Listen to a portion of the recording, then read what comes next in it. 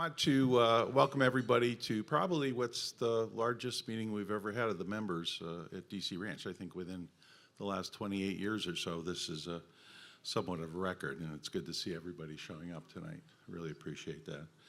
For those who don't know me, I'm Ed Rady, and I became president of the board in December and took over the leadership on the golf course improvement program about that time. A bit of housekeeping. Mark plans to keep the bars. There's 3 bars back there. Help yourself. You will get charged for it, but the food is free. He plans on keeping them open for half an hour, maybe after we leave, so you might want to get together with your friends, meet some new members of the club, talk about things, and hopefully not try to elect a new president.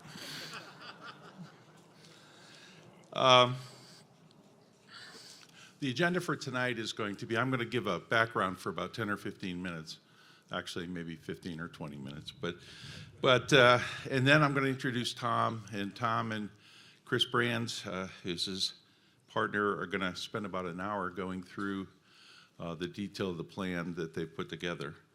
I'm going to have after that Joe Carrabino, who is the Vice Chairman of the Finance Committee. He and Dan Koharko have been working on the finance for over the last 6 months for this, get up and explain more detail. I'll give some top line numbers, and he can come up and give you a little bit more detail on it. And then I'm going to come back, and if there is time, Q&A, and then we'll wrap up.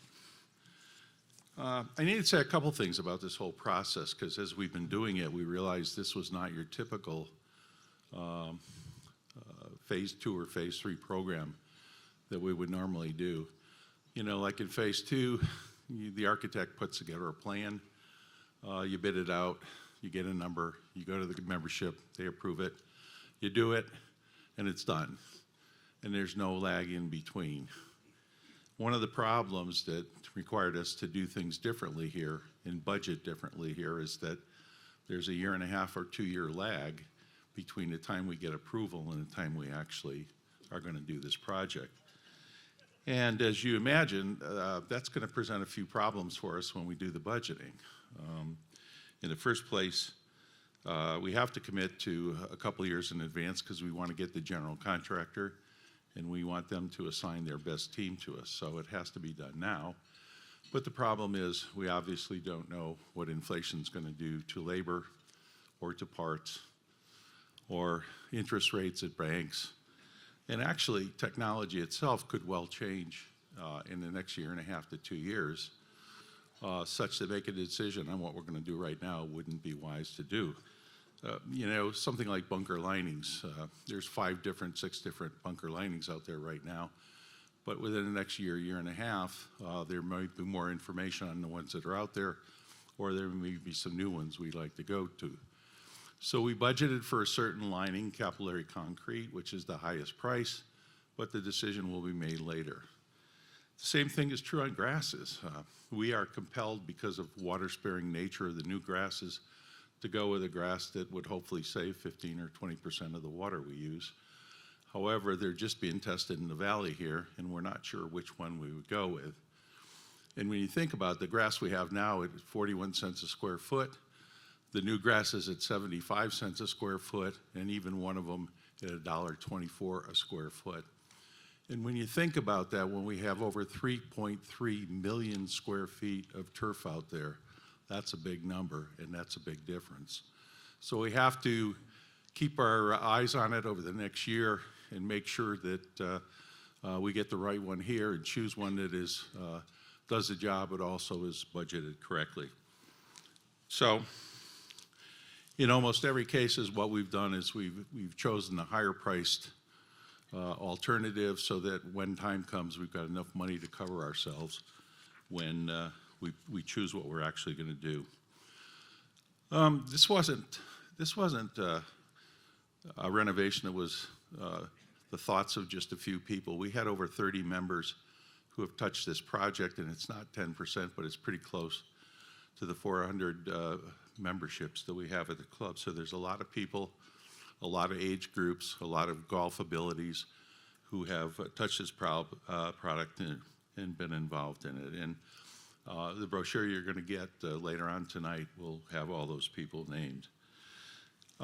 We wound up going out to 4 contractors for bid, and I want to thank Tom Lehman, Chris Brands, who put together the bidding documents, not to just one plan, the Lehman plan, but also the need to do plan that everybody had asked for, not everybody, but a lot of people had asked for, that we do a comparison.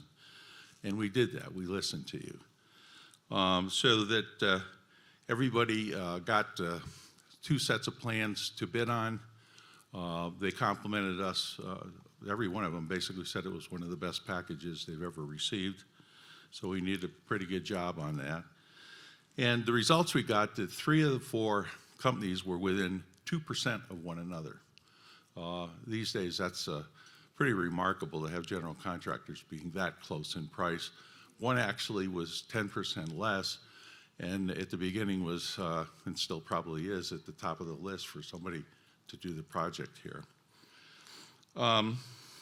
If anybody thinks for a moment that the need to do plan was not really the need to do plan, we had the USGA come out and do a report on a thorough analysis on all the soils and the various bunkers and the greens and the tie-ins and all that. They did a fairly extensive report on our golf course, and that will be published tonight on the web for you to pick it up and look at their report. And it says exactly what we were thinking all along and what we said in the videos that you all received, that the need to do plan was and is very extensive, and it's a 28-year-old golf course that needs a lot of help. The general contractor has not yet been chosen. We've got the first bids back. We've got more discussions with them to have clarifications of the numbers, and obviously trying to get them to come down to the one that was 10% less, and we'll do that.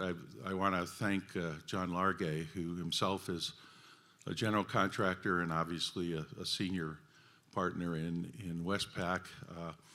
My feeling about this, it takes one to argue with one, and John has reviewed the RFPs in depth for us, line by line, and it's been a big help in interpreting what they've given us, and will hopefully be a big help in negotiating with them when the time comes.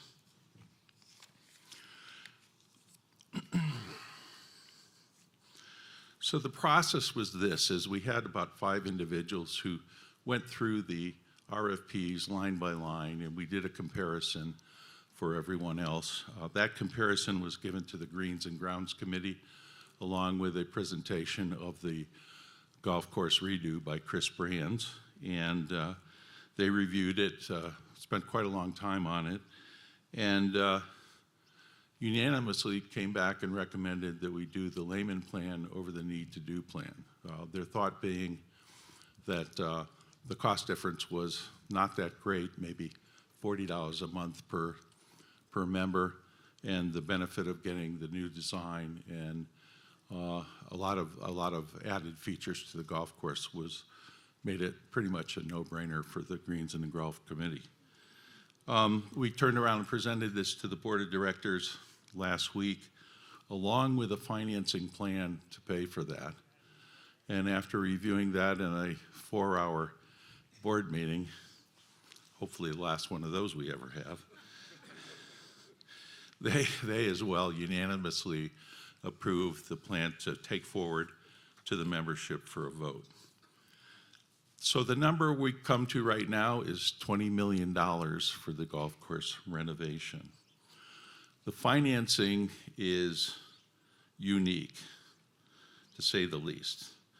There will be no upfront capital assessment of the membership. This has been something that, as I say, the Finance Committee has been working on for a long period of time. They're restructuring our capital funding process, and payment for the golf course will be put together along with a new funding process for capital expenditures for the future. And Joe will talk to you more about that. This will cover both our obligatory and our aspirational capital expenditures for the long time. So this financing covers both this golf course renovation and capital for the future.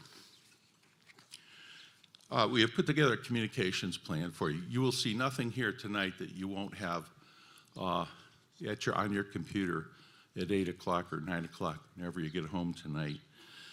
We've put together an electronic brochure. It's about 42 pages long, and it will be emailed to you at 8 p.m. tonight, and will also be on the website for you to go in and to take a look at it there or download it from there. It has things like an introduction from myself. It talks about the team who worked on all aspects of this. The hole-by-hole plan that Tom is going to present tonight is on there. There are 25 Q&A, questions and answers there. We put our heads together and we tried to think of everything you could possibly ask. And it's all asked and answered there for you to go through. And I think that there's a few that probably will come up and all. But for the most part, I think this covers it, which are questions that people have been asking me today in the audience. And there is one I would like to answer because I'm tired of getting asked it. And the question is, can you do 9 at a time and all that? And one of the things we did in the Greens and Grounds Committee is when we had a question like that, 9 and 9, where are we going to play when we're shut down? What kind of grasses are we going to do? We set up subcommittees within the Greens and Grounds Committee, and they went off and investigated whether we could do this or not, and they were responsible for coming back to the committee with the answers. The 9 and 9 was actually headed up by Jerry Mahanke, who was an absolute total proponent of doing that in the beginning.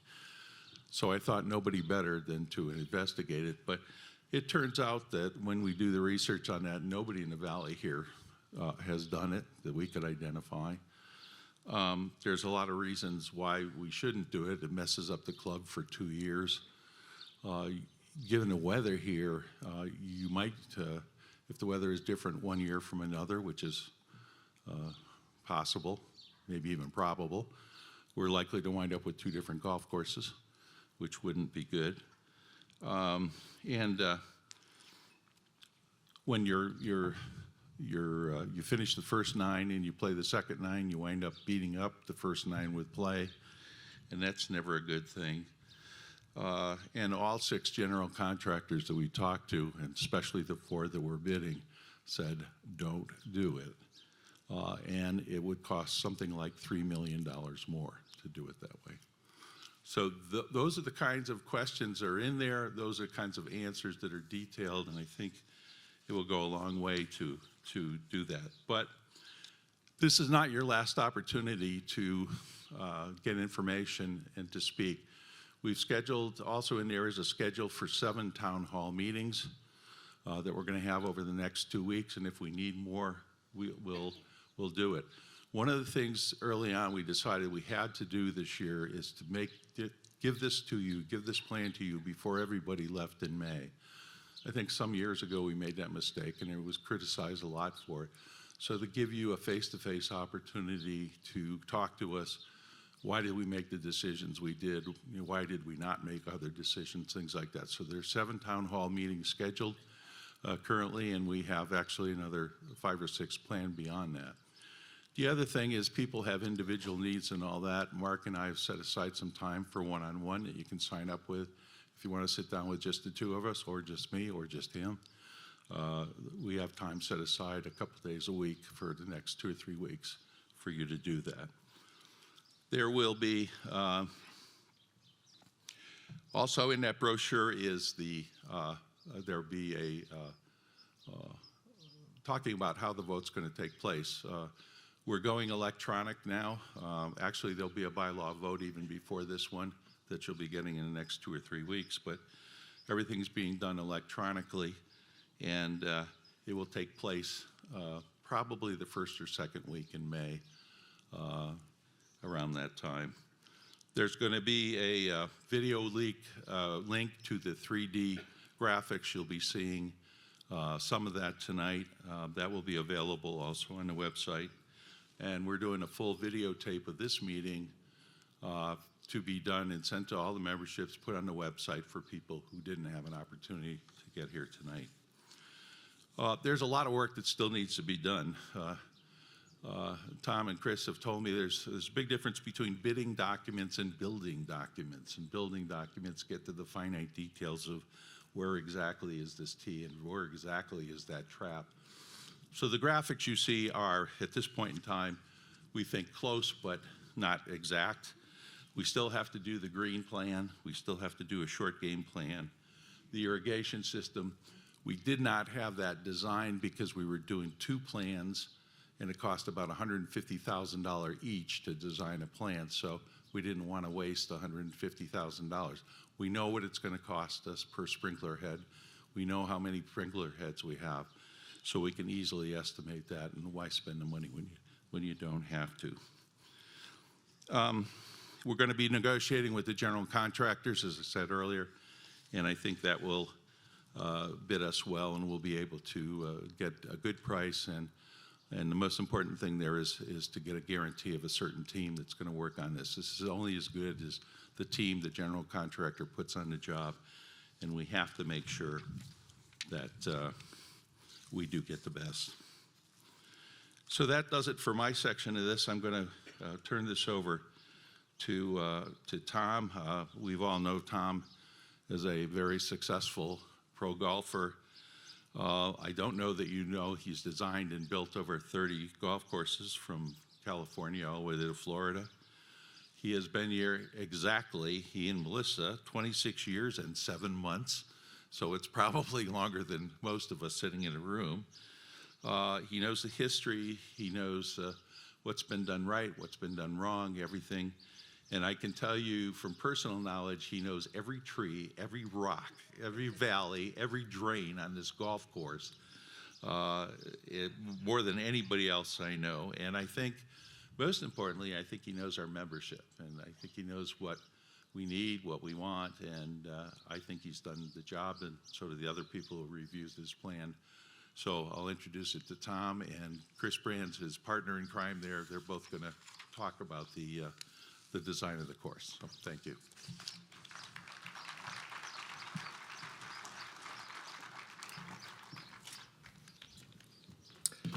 Thank you, Ed.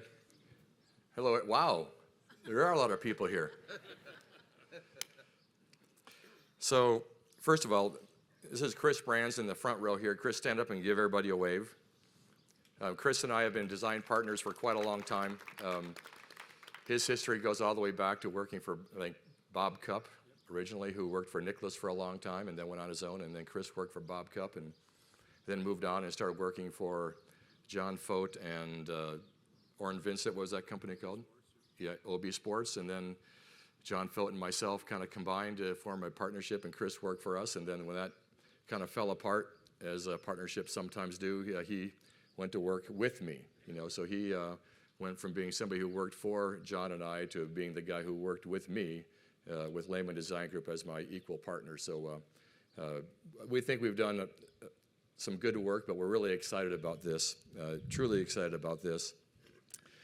I think one thing I would say is that I did some work for NBC Sports for maybe a couple years and doing broadcast stuff in different things or another. And the producer would always be in my earpiece saying, like, look at, save the word great for something that's truly great. Because it's really easy to say, oh, that was a great 5-iron, or that was a great putt, and that was a great chip shot. And maybe it was just your basic average shot, and so it was good, but it wasn't great. So I started thinking about that as it applies to golf. And if your golf course is simply fun, well, it's fun, but it's maybe not great. If it's simply strategic, but that's it, it's strategic, but it's not great. If it's aesthetically beautiful, but maybe it's not very strategic, it's got great strategy, but it's not great.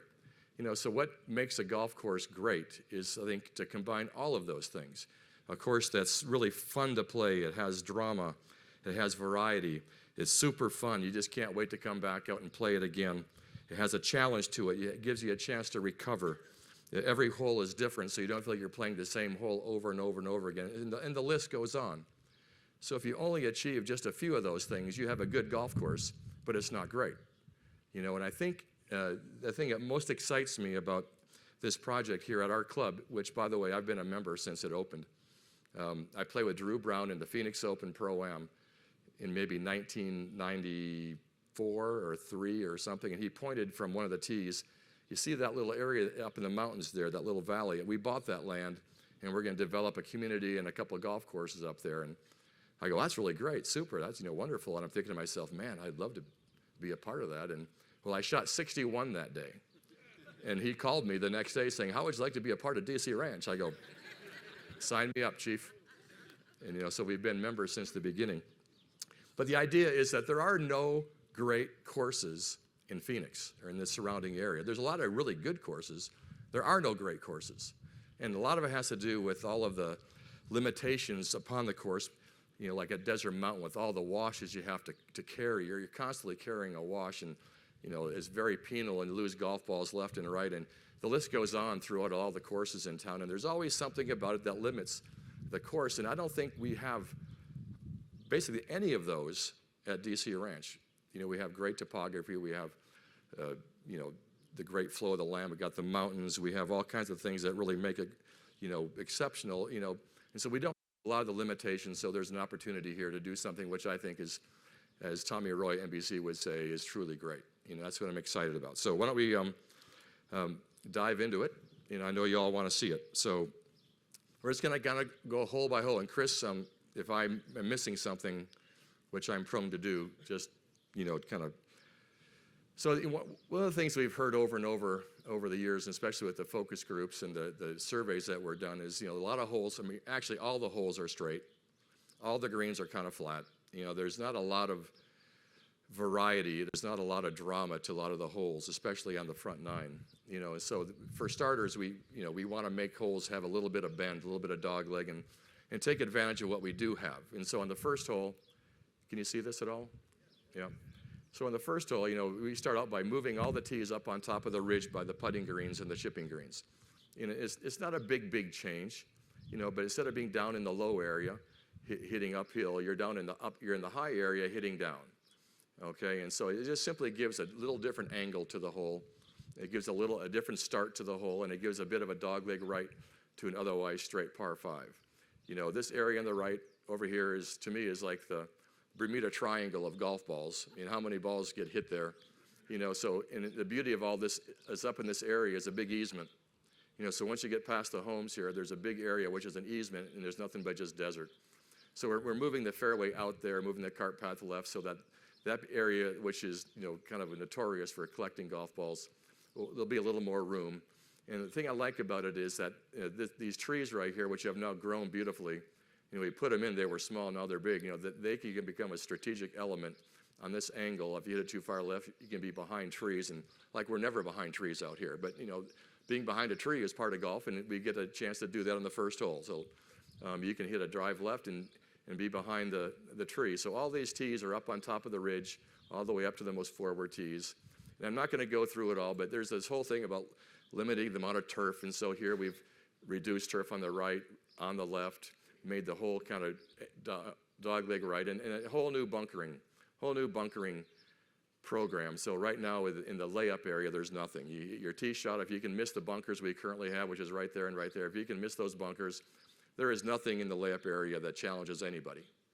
So right off the bat, we're going to create a strategy, and the whole thing is like this middle bunker right here is probably a big part of that strategy, and this bunker shore of the green is a strategy. And I learned a big lesson playing. I'm going slowly in the first hole. I'll pick up the pace, I promise you. Learned a big lesson playing in Scotland in those links courses, and what they do is the holes where the ball is rolling up to the green, they protect the approach. The holes where you're flying the ball onto the green, they protect the green. So this first hole is a hole where a lot of balls are rolling up to the green. So this whole bunkering strategy is to protect that a bit. So if you can carry this little bunker, you can roll the ball up onto the green, but you better hit it straight. Otherwise you lay it up short and you hit a wedge. So It's the kind of thing where once you know the bunkers are there, it's your fault for hitting in it. Okay, so does it make it a little bit tougher? Not necessarily. But if you're going to play golf without thinking about it, then maybe it will.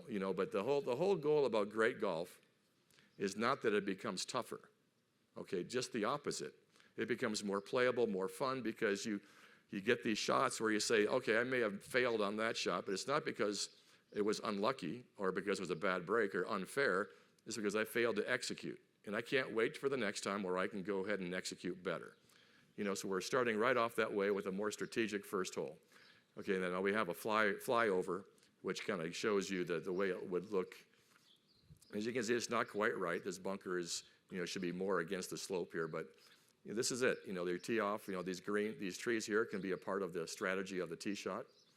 This bunker right here is a bunker that you need to deal with. That's the one. Do I lay it up short? Do I hit it over? Can I hit it over? And then the green, rather than being flat, has a bit of a swale right in the middle, right there. You kind of saw it at the end. So the idea of the greens, greens being really flat, is like we don't want the greens we had when we first started, but we want greens that do have some excitement and some enthusiasm. We want the greens to be rolling 10.5 to 11. We don't need 13 and 14. So that's kind of, it sets the stage for going forward. So let's move on to number 2.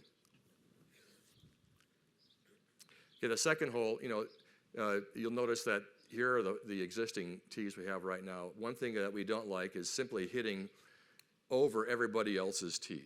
We kind of want to feel like everybody who's teeing off has their own little corridor. And so this corridor from the back tee is different from this guy's corridor, which is from that one and that one. And what we like about this is there's a wash that wiggles its way through here, and these tees all kind of border the wash. And so one thing I do like is we pay a lot of attention to the foreground of the tee shots. We want what's right in front of you and what you're hitting over might be really interesting, and so we want to take advantage of that. So this whole second hole takes advantage of this wash that runs through here. You're hitting alongside of it or over it. We kick out the fairway on the left here, and we bring it in on the right. Now the existing bunker is right here. All right, and and the reason why it's so far to the right, and which really throws the hole off, is that the main line goes along the right side just to the left of it, and so there's no way to move the bunker in. So since we're redoing the irrigation, we can put bunkers wherever we want to. Okay, so the big difference here obviously is that we're going to grass through the wash. That wash doesn't carry much water. It may have been a 404 type thing initially, but we're not going to change any grades. We're not going to be grading in it. We're not going to be raising it, lowering it, or doing anything, but we're going to grass it, so that all the balls that we hit, we can bounce right through. And then we start a strategic element, which we like to call the drainage swale, which kind of goes across the fairway along the green, and there's a wash over here, which we're going to do some clearing and put the fair right up against it. And this drainage swale drains into this wash, and it keeps on going that way. And so the drainage swale takes the place of a bunker. Okay, a bunker, which most people hate, because they can't get out, is replaced by something that's grassy. Okay, and it may be, you may get unlucky and get a really terrible lie, but basically you're going to be in grass with a chance to recover. So the drainage swale is going to be a common theme throughout the golf course, which is replacing some of the bunkering. Now, the one thing I would say is this forward tee, we're giving this forward tee the fun and the excitement of doing something heroic and maybe, driving it up near the green if you can carry this bunker, or you can slide it in between. So I'm kind of sick and tired of just simply thinking about the back tees and those people hitting a heroic shot. Why not a forward tee? So the forward tee gets a chance to be heroic on this shot, which I think is fun and important. So Ed, do I think we have a couple of pictures of drainage swales? Okay, well, let's do this first. You got it? Okay, so this is from Southern Hills. This actually is a creek, and this is actually a swale they created. Okay, and most of the time it's all turf, it's all grass. Okay, but now when the water kind of gets going, then there's a little bit of water through there. But I played there in a bunch of tournaments, and when you hit in those things, 80% of the time you have a shot. You have a shot where you can chip it out and have a chance of recovering. Okay, this is another drainage swale from a place in Virginia, which you can see it's been eroded and it's much wider. This is more probably what we're looking at here. You can see it's fairly rugged in places, a very steep edge here, and then it gets real broad, and there's a little skinny area where the water wants to go. Okay, this is more probably like what we see happening here, but the idea is these drainage swales, it carries water, okay, and it's not a bunker. And so it becomes a strategic element to replace sand in some of these places, and also to help deal with drainage, which we have drainage problems. So that's killing two birds with one stone. So, and this right here, this grass right here, this native grass is going to be used in a lot of places where there's all kinds of shrubs and bushes and stuff that inhibit the ability to see what's in front of you. So we'll be removing a lot of these things, a lot of the bushes, all the cactus, and this native grass that grows, it will be there in its place. And it's also, by the way, very playable if you hit in it. If these bushes, obviously, you can't play. This stuff you can. Okay, let's move on. Yep, we'll do it. And this is the flyby. So these tees actually go over here to the right. They made a mistake on it. So the trees are over on this side. Here's a chance for the forward tee players to be a hero. Grassed all the way through, so you see the swale, and the swale isn't quite continued, but it goes all the way across the front of the green and dumps into the wash that's over here. And then bunkers in the back. So the green moves a bit forward from where it is now so that these bunkers can be placed in a better way in back of the green. Okay, let's move on to number 3. So 3 and 5 are obviously the holes that got a lot of attention because they look so much alike. And again, we continue this idea of a drainage swale along the left. So this one will have red stakes. It'll have red stakes right along the edge, so it's a hazard. We don't really have many hazards. We don't have many red stakes. But again, this swale is mostly playable. And I can promise you that it's way easier to play from than that bunker on the left right now. But this green kind of borders the swale. It moves to the left because the low point of the hole is further left than it currently is right now. The low point is kind of going on this line. So we move the green a little bit left, create this swale, which connects to a wash that goes all the way through. Currently, move all these tees to the right, so the further right you go, the less you have to deal with this thing. And then fill that low, deep hollow in the back right, and basically the hole kind of is what it is. No bunkers. I'm not sure this little area in the back will be quite like that, but it may extend further forward. But this is kind of what it looks like. This right here, again, will all be grass. Okay, this part will be grass. This part is natural desert. But that's kind of the way it looks. And then the grass flows right from there back to a back tee for number 4. So let's move on to number 4. So number 4 gives us a chance to create another dog leg. So right now it's a dead straight hole, for nearly every tee. So we're moving the back tees further left. Okay, and then there is a ridge that we're creating in the fairway, which kind of creates how much of this ridge do you want to take on and carry, because the ridge will either, if you hit the ridge, it could kick you to the right, it could stop your ball, or it could kick it left in the bunker on the inside. But this ridge goes across, the fairway gets moved to right, there's a natural wash that flows through here. But the big part of this hole is that this big, huge hump that's right there gets graded down. So right now, if you hit it to the right, you're behind that big hump, you can't see the green. So we're removing that hump. That big hump is gone. So the idea is to create more of a dog leg hole. We're hitting it out this way, and then you can come in, from the right side, and you can see the green. New bunkering. And so this green is an example of an existing green that we're going to keep. That big green actually has some real personality to it. It's not real big, and it has a lot of slope right to left, in the middle and the back of the green. But we're going to expand it out for sure on the left. And if you think about the green and all the way the edges are, we're far away from the edges. So the green gets pushed out to the edges, so it gets a bit bigger, But overall, the whole thing is we're creating a dog leg left par 4, 443 from the back, and then from the front it probably is somewhat the same. Okay, number 5. So number 5 is the alter ego to number 3. So we want something totally different. We don't want to even ever once again compare what it might look like. And so this right down here is a photoshopped image. And so the first thing you notice is that we're going to take a excavator and we're going to just beat the crap out of that edge of that where the grass meets that big hollow ground, that big hole in the ground. So this becomes very rugged. This edge becomes very rugged and severe and steep and dramatic. And so the tougher it can look, the more dramatic it can look, the more evil it can look, the better. You know, because what's the difference? Because once you hit it in here, you probably can't play it anyway. So you might as well make the edge look something really, make it look as dramatic as possible. So you're creating more drama in a place that really doesn't have a lot. Okay, and then on top of that, a little different bunkering thing. So the bunkering is different than it is now. The green is kind of angles from front left to back right. The bunkers all fit in nicely. But the thing I'm excited about, aside from what we have going on here in the front, is that we have this little peninsula. If you walk off this tee and go around this way, there's a peninsula that sticks out, which is a perfect place for new tees, forward tee.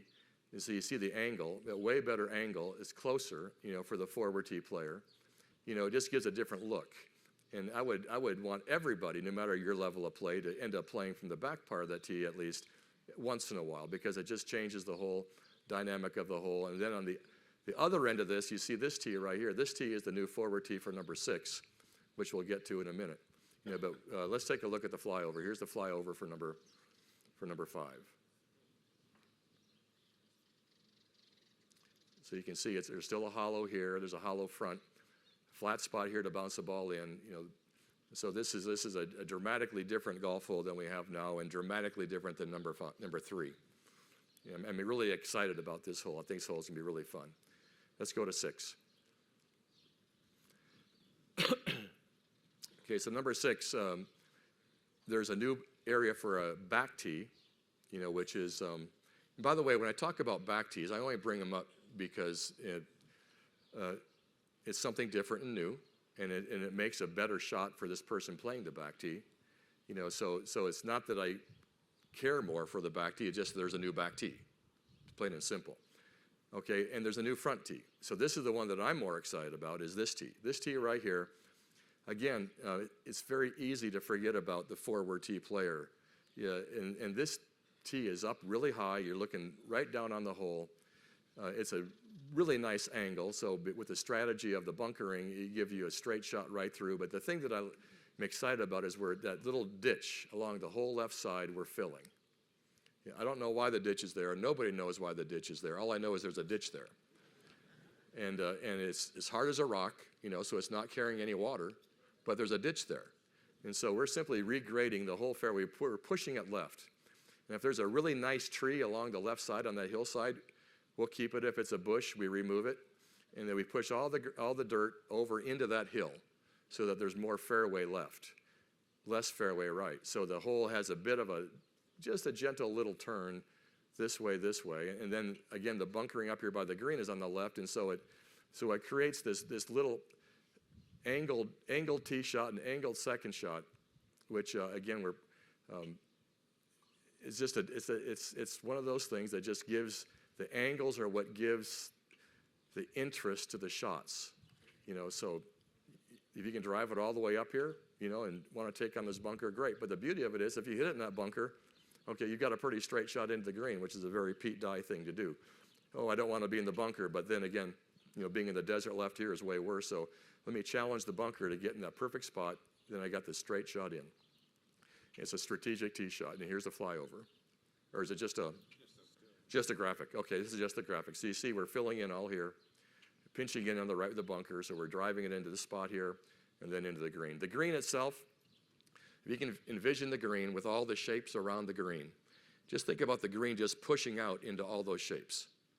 Okay, we talk about tie-ins. Okay, this is kind of what it is. The area where it's tying into the green is really erratic, and it makes no sense, and it traps water. So if you go there tomorrow and play or the next day, think about that green and just pushing the green out into all those shapes. So you're going to gain green to the right, you're going to gain green to the left, you're going to gain green back right, and then we're going to add green to the back left. Now the back left pin on this hole, as we all know, is when the greens are fast, is treacherous. You know, it's downhill with the grain, and then it falls off the green and it goes into the hollow back there. You know, I've been there a million times. Everybody's been there a million times. So we're going to expand the green on the back left, and then at the very back, the green tilted up, so it'll slow balls down. So golf balls that are hit well don't end up over the green back in that swale. So it just gives us a better back left pin. By pushing the green out, it gives us a better back right pin. It gives us a better front right pin. It gives us a better middle left pin. So all the pins, all the greens get better by pushing it out into. So just it's a really one of the best examples of just taking what we have and pushing the green out into those edges and into those slopes. Anything else, Chris? I can't think. Okay, number 7. Okay, it's par 3. Back 2 tees remain the same. We're eliminating that first tee on the left. That first tee right there on the left is really high, and so when you're here, it's ugly. You're having to kind of almost hit over it. So we're eliminating that tee. This tee here gets expanded, and then we're making a new forward tee further up. The big thing about this hole is the wash in front. Okay, water has to go across there. All right, but this ridge right here is super high in relation to the bottom of this swale. All right, so we're going to lower all of this. So all of this gets lowered to the point where you can easily see through it. All the shrubs, all the bushes gets removed, and then that native grass gets put in where you have to, and we're expanding, turf back, but not this far. Okay, this is too far back. More about right to here. Okay, this bunker is a smaller version of the bunker that we have. The green itself is an example of a green that we're going to use a portion of it. So if you think about that 7th green, all the really fun stuff on that green is in the front half of the green. That front right pin is amazing. It's an amazing pin placement. The front left has a little bit of a swale, then there's a bit of a ridge, and so that's all the part of the green that we're going to use. So if you think about the whole green that is this big, we're just simply eliminating the back probably third and creating a diagonal green which uses all the best slopes, okay, and then removing the rest. So without having to rebuild the entire green, we're going to keep what's good and eliminate all the really flat stuff that's long. Eliminate turf all around. So here's the flyby. So you can see here's the wash that goes across. Okay, we're just simply using this front part. Here's the ridge that's in the front. We're using this whole front part of the green and then the remainder back here, there's a bunker long where there's no bunker at all now. And then if you go straight to the right, there's a new tee on the right side that's just a tee for number 8. So we'll get to number 8 right now.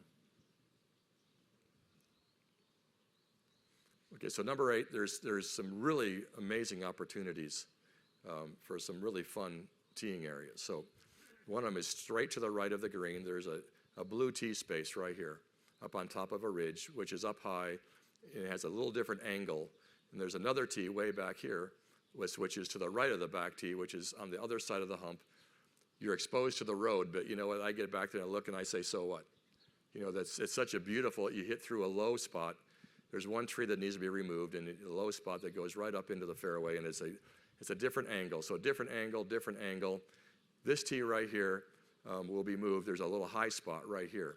And you kind of hit over that high spot. You don't see it, but that's, again, it's up in elevation, so it's a different angle. These two remain the same, but you have options. You can play this tee. You can play that tee. Then the forward tee gets pushed way forward beyond where it's at, up past those big trees on the left, past that little wash. Okay, and that's where the tees go. But this hole, as we all know, this area left with the bunkers to the right gets just abused. That desert, I know it's been cleaned out, but it's probably the thickest desert of any hole that borders a golf hole in the course. And over here, this area that we kind of cleared at one time and then we sprigged with all kinds of plants is very mild and gentle. So we're changing the strategy. We're pushing people to the right. So the tee shots go to the right. And here's the existing bunkers over here. So the fairway moves to the right about probably 15 yards, comes in from the left about the same. So you're changing the angle of your tee shot. And this is where it gets interesting. So right now we have a real problem with water.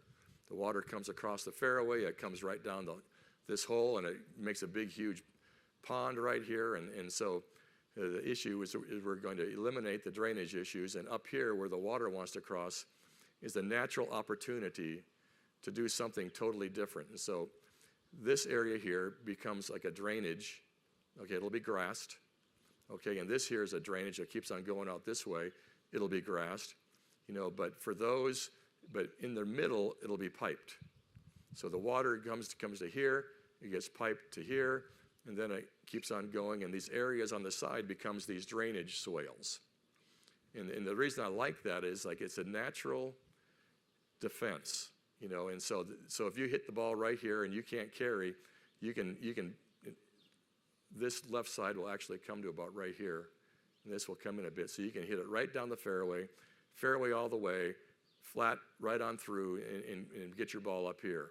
Because not everybody can carry that. It's tough to carry that. So, but you can hit it straight through. But then if you don't hit it straight, you're in these drainage swales, which again are probably 90% playable. It's wide, but it's a little bit rugged, and it gives us the chance to do something a little bit different. Okay, so if you're in this spot right here, right now, chances are, if this is your second shot, you're not going to reach the green anyway. You know, but you're still going to be able to advance the ball up the fairway, and then get on the green in your next shot. You know, this whole hill right here gets graded down versus these bunkers being put in the side of the hill. They're just going to be in more of a flat spot. And so the hole ends up dealing with the drainage, you know, in a way that gives these homes a little bit more safety, getting away from this thick desert, more playable from here. And then you go on from here, the green remains basically the same. And then I think there's a nice flyby of this one. Or just as a graphic. No, it's a flyby.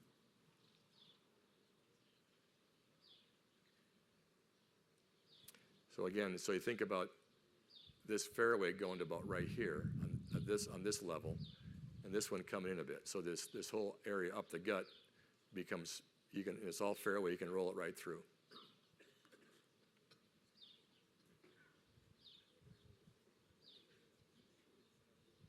All kinds of room over here, a gap up the side. So there's room to be heroic, and there's room to play it safe, and whatever the case may be. Ninth hole.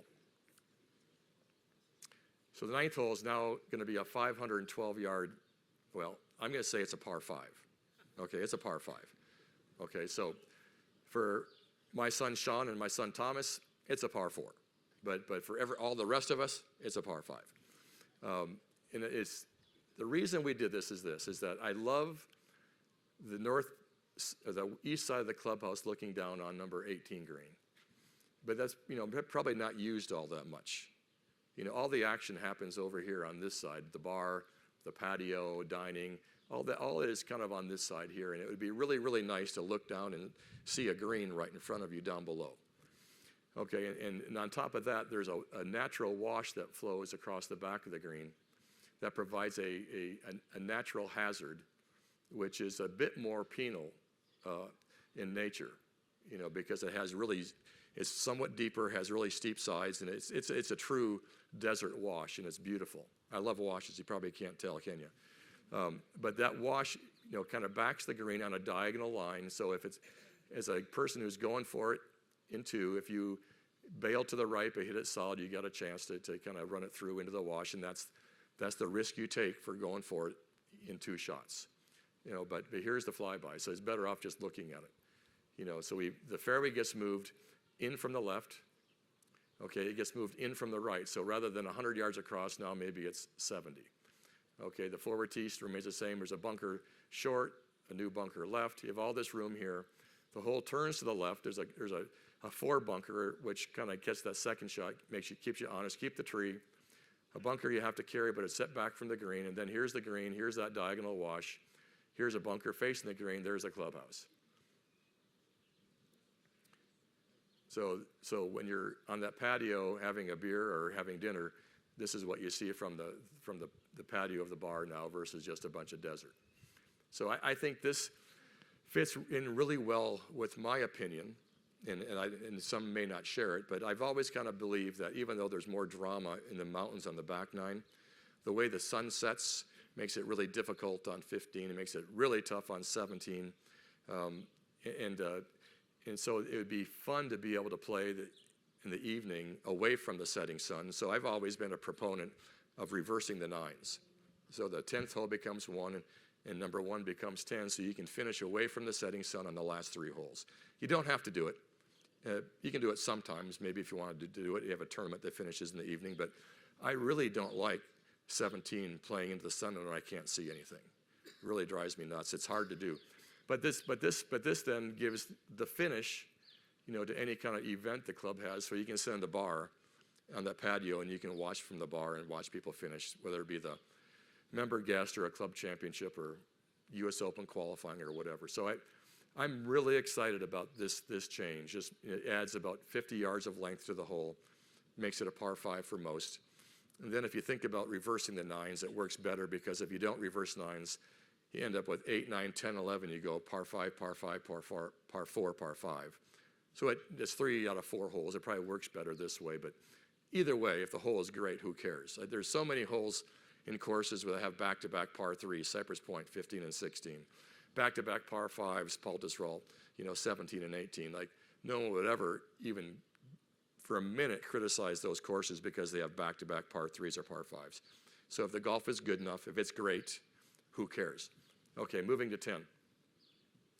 Okay, number 10 is another opportunity to create a dog leg, and you know, the green right now is right here. We're moving the green over near where the practice chipping green is. You know, we're adding some new tees, taking advantage of hitting through this wash, moving tees to the right, adding a new forward tee further up. Still a bunker on the left, filling the hollow. This hollow here gets filled, the one on the right, where you hit it down the right. Now that's a really strategic element of the existing hole, but unnecessary for this hole. And so you can see it's just a whole different hole. You know, this bunker here. Okay, this first bunker on the left on number 10, that's bad golf. That is, not only is it bad golf, it's terrible design. You know, because, and I'm the one who put it there, by the way, a long time ago. It penalizes only the worst player, and it does it in a way where you're in the toughest bunker on the whole golf course. So that bunker goes, and so the idea of great golf is you don't penalize. Like, to me, the idea of great golf is you challenge everybody according to their ability. Okay, but nobody wants to have no challenge. I don't think anybody goes out there and just wants to be able to blast it anywhere, not ever have to think, and just go ahead and play golf turn your brain off and just blast away. That's no fun. So give everybody a challenge of some kind, but just don't do what I did to you all for the last 15 years on number 10. Okay, so this is the new 10th hole. Let's just take a look at it.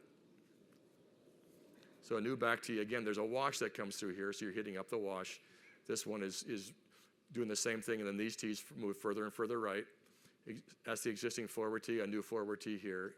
You'll be able to hit it up. My house is over here. Chris King's house is right there, and he's so graciously volunteered to make that a new convenience stop. So his bathroom is always open, and his kitchen is always open. Chris, thank you. Where are you? There you are. I appreciate that. Very kind. You know, but so as you can tell, this hole was the first one we did, and we spent a lot more time trying to get the details right. And let's play it one more time if you don't. Can we do it one more time, Ed? I think this kind of detail is better because you kind of see a little more clearly a lot of what we're trying to do. So again, you know, filling here.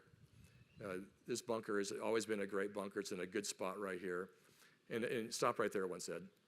And the beauty of some of the really old master courses, the Tillinghast and the Donald Rosses and Mackenzie's and all the rest, you know, is that a lot of times they have a bunker part way to the green from a bunker.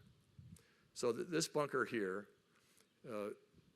is there because many times you'll hit from this bunker, you hit it fat, now you're in that bunker.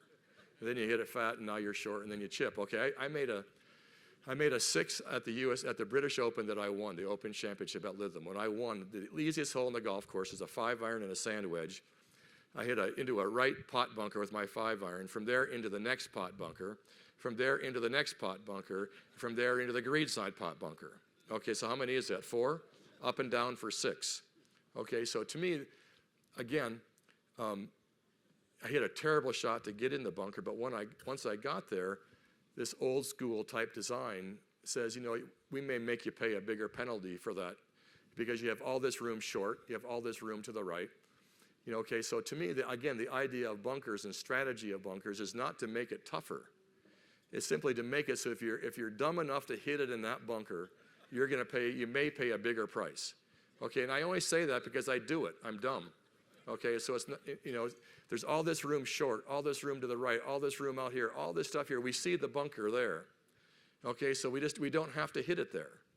Okay, so the idea of making golf tougher is simply this, is that, yes, it is tougher if you hit it in that bunker, but you don't have to. You don't have to, and you can lay up short. So when I get my yardage book, I look at where this bunker is, and here's how I would play it.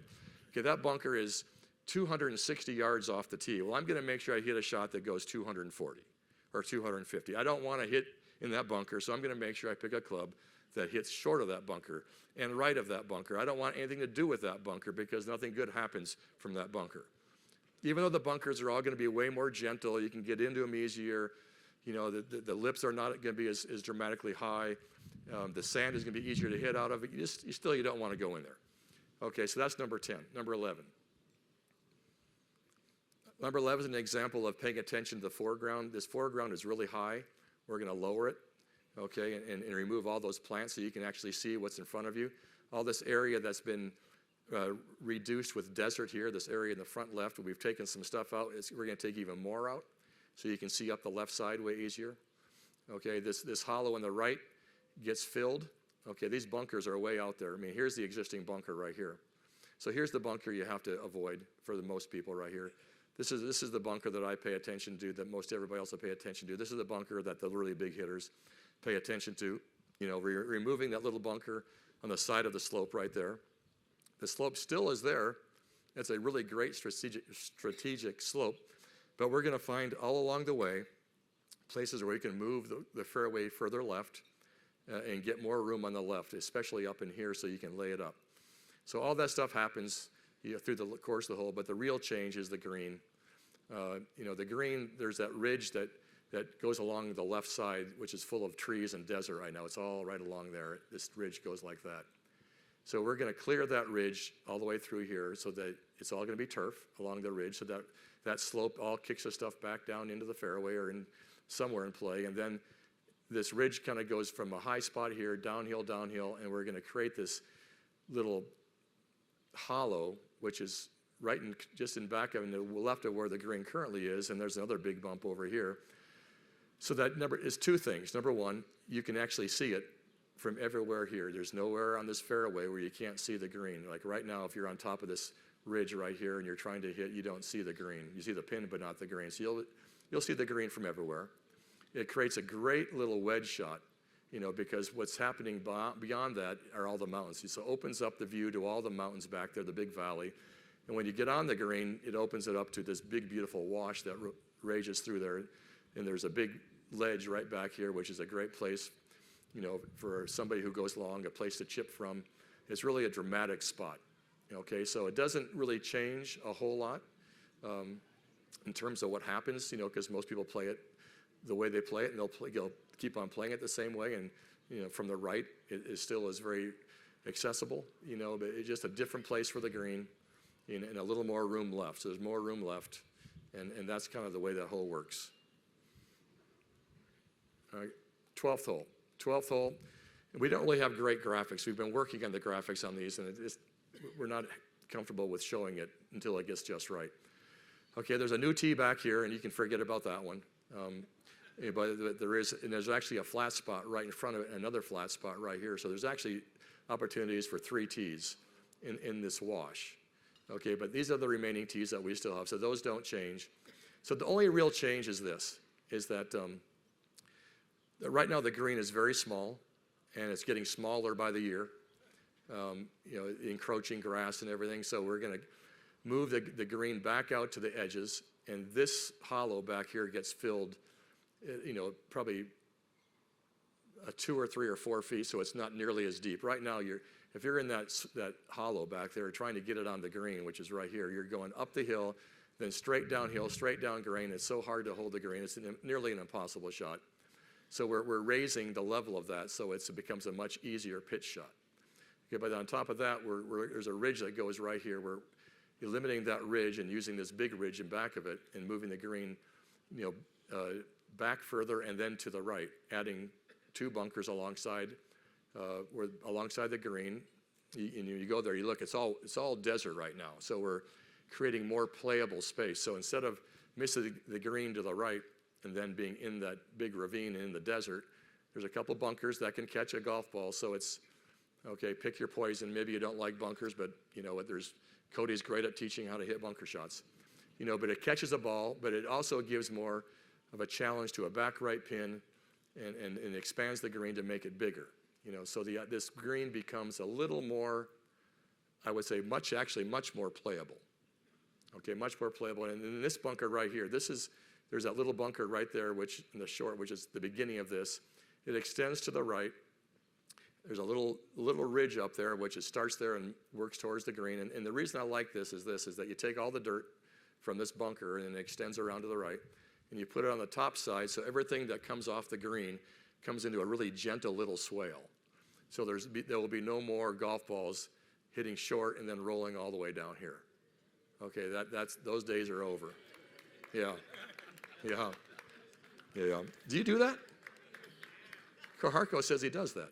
Man, I can't believe you do that. Okay, let's go to 13. Okay, 13. Again, the graphics are a little bit off here, but so right now, there's really not a lot to do in order to see the green. In order to see the green, you've got to move the tee all the way up against the property fence line. Super expensive. You know, I'm not even sure it's worth it. So, and one thing I don't like, again, is something that we did to move the green away from the hill. You know, the original green was up against the hill, and it was really tough. So we put the green forward up against the rocks. And right now there's that, you know, probably a 2-foot drop from the green to the top of the rocks. And I'm really kind of surprised that nobody's fallen into the ravine yet. You know, it's a bit unsafe, but it's frustrating because you see the grass in the front, but you can't see the green. Okay, and to me that frustrates me. And so the combination of being unsafe and frustrated kind of caused us the idea of putting a green in the front. And this is a little bit off, so the green will be more starting here and working around this way. Okay, and then the green gets pushed almost all the way back here, and the back bunker is gone. So the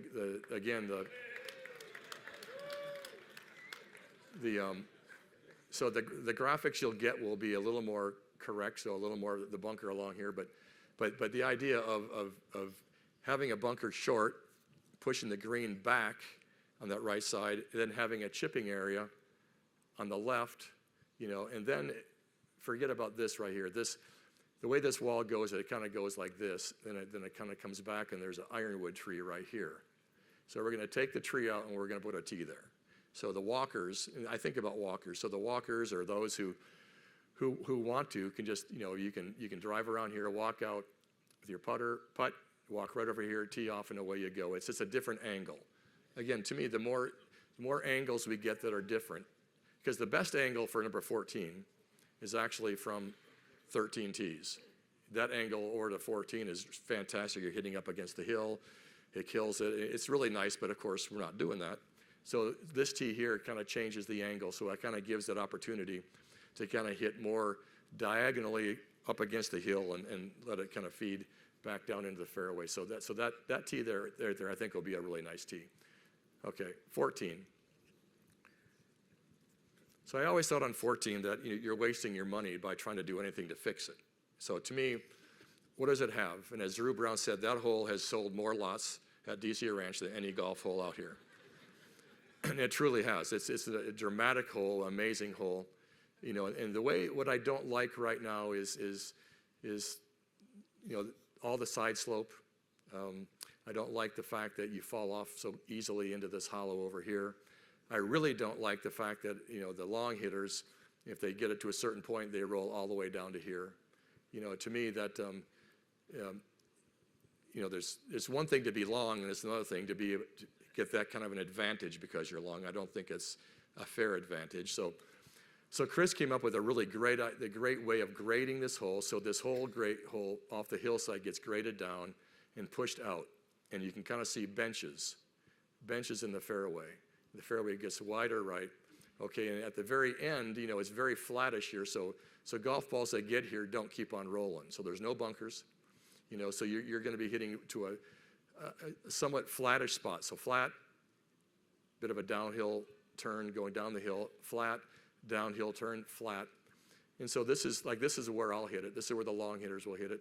Most of us will be right in here. And then from this point, it goes downhill, and there's a drainage area here where water comes down this swale, and it goes through, it fills up the bunker that currently sits right there, and then it keeps on going. So this idea is for the fairway to end, you go downhill to the drainage swale, and then from the drainage swale going onward is fairway again. So this green, is pushed forward a bit. It borders a bit of this swale. Bunker right, bunkers in back. We push the green forward so there's more room for the bunkers so that balls that just barely trickle over the green. And I think this bunker will remain too on the left, by the way. And again, balls that just barely go over don't go down into that wash. So we're wanting balls to not go long and go into the wash. But to me, this idea of flattening these landing areas so that balls don't bounce in crazy ways right or forward, it causes us to play the hole a little more straightforward, and it doesn't give such a huge advantage to a person who can hit it really far, who then rolls it down there within 30 yards of the green. So this kind of makes it keeps this hole honest. I like that. Let's go to 15. Okay, so 15, the left side here is a big change. So right now there's these big humps that, if you think about it, if you're looking from the tee and I'm in the right side of the fairway, you're at the left side, these humps kind of go up, and then they go back down off the golf course into the desert. And it happens all the way along the left side of the hole, all the way in the existing grass, and then once you get up to where all that desert is, the fairway cuts in, and it goes that way, and it's still the same thing. These are big round shapes along the left side. So those are all going to go to the very border of the course and be shaped back into the golf hole. So anything that hits low and is running and going left ends up feeding from back in towards the fairway, all along here. Okay, now the big change, well, there's a couple more changes. There's two big pods of desert. There's one here with a big Palo Verde tree, another one here with a big ironwood tree. Okay, so there's a lot of desert around both of those. So we're going to remove most of the desert and make it fairway around these so that there's more room to the right. The one thing this hole needs more than anything is more room. We need way more room, way more width. It's just a narrow golf hole. So we get more width here by doing that. And then on the left side, we're taking all this desert out. So if you think about where the fairway ends on the left and then starts to pinch in, it keeps on going straight. We remove all the desert right there. And on the very far boundary here, there's a giant Palo Verde tree followed by a huge, beautiful ironwood tree, which is about 40 yards away from this ironwood tree. All right, so there's be way more fairway left, way more fairway right, and so the green is moving right, and you actually will have a chance if you hit it on this right side to hit it to the right of that tree to the green. Of course, there's more trouble. The best place to be is here, but being right of this ironwood still gives you a shot at the green. Now, there's 5 saguaros around that ironwood tree, which are peppered full of holes, and those are all disappearing. The idea of recovery is important. So if you do hit behind this tree, you want to be able to hit it a low shot that can maybe run up or bend or hook it or fade it or do something where you can run underneath up the gap into the green. And so there's tons of room right. There's a new bunker left, okay, and that in some ways protects new tees for 16, but this green, rather than being right here on the wash, gets moved to the right and pushed back a little, and it becomes this complex that includes the 16th tees. So another major part of this is that we're once again grassing through the wash. So here's 15. So there's a bunker here. That's maybe not yet to be seen. Here's these trees that are wide. There's a tree right here that they forgot to put back in. It kicks out wider here, but you get the idea of this green gets pushed rather than being here, it's over here, okay? And then you don't see the tees here, but we'll see them in a minute. And then this whole grassy area flows long all the way through to the 16th tees. So everything that happens along this green and right of this green is all grass, and it flows right into the 16th teeing areas. So let's go to 16. So 16, here's what you see is, so here's the green, it gets pushed right. There's 2 new tees, new forward tee, a new tee right in back of that, which totally changes the angle. Okay, it's really beautiful. It's right along the wash. You kind of hit through a low area, and then you hit right up the green. It's a really, I think, fantastic, different look, and really a fun shot to play from. But you can kind of see the green is here, and then this is all grass. All along the right. These tees flow.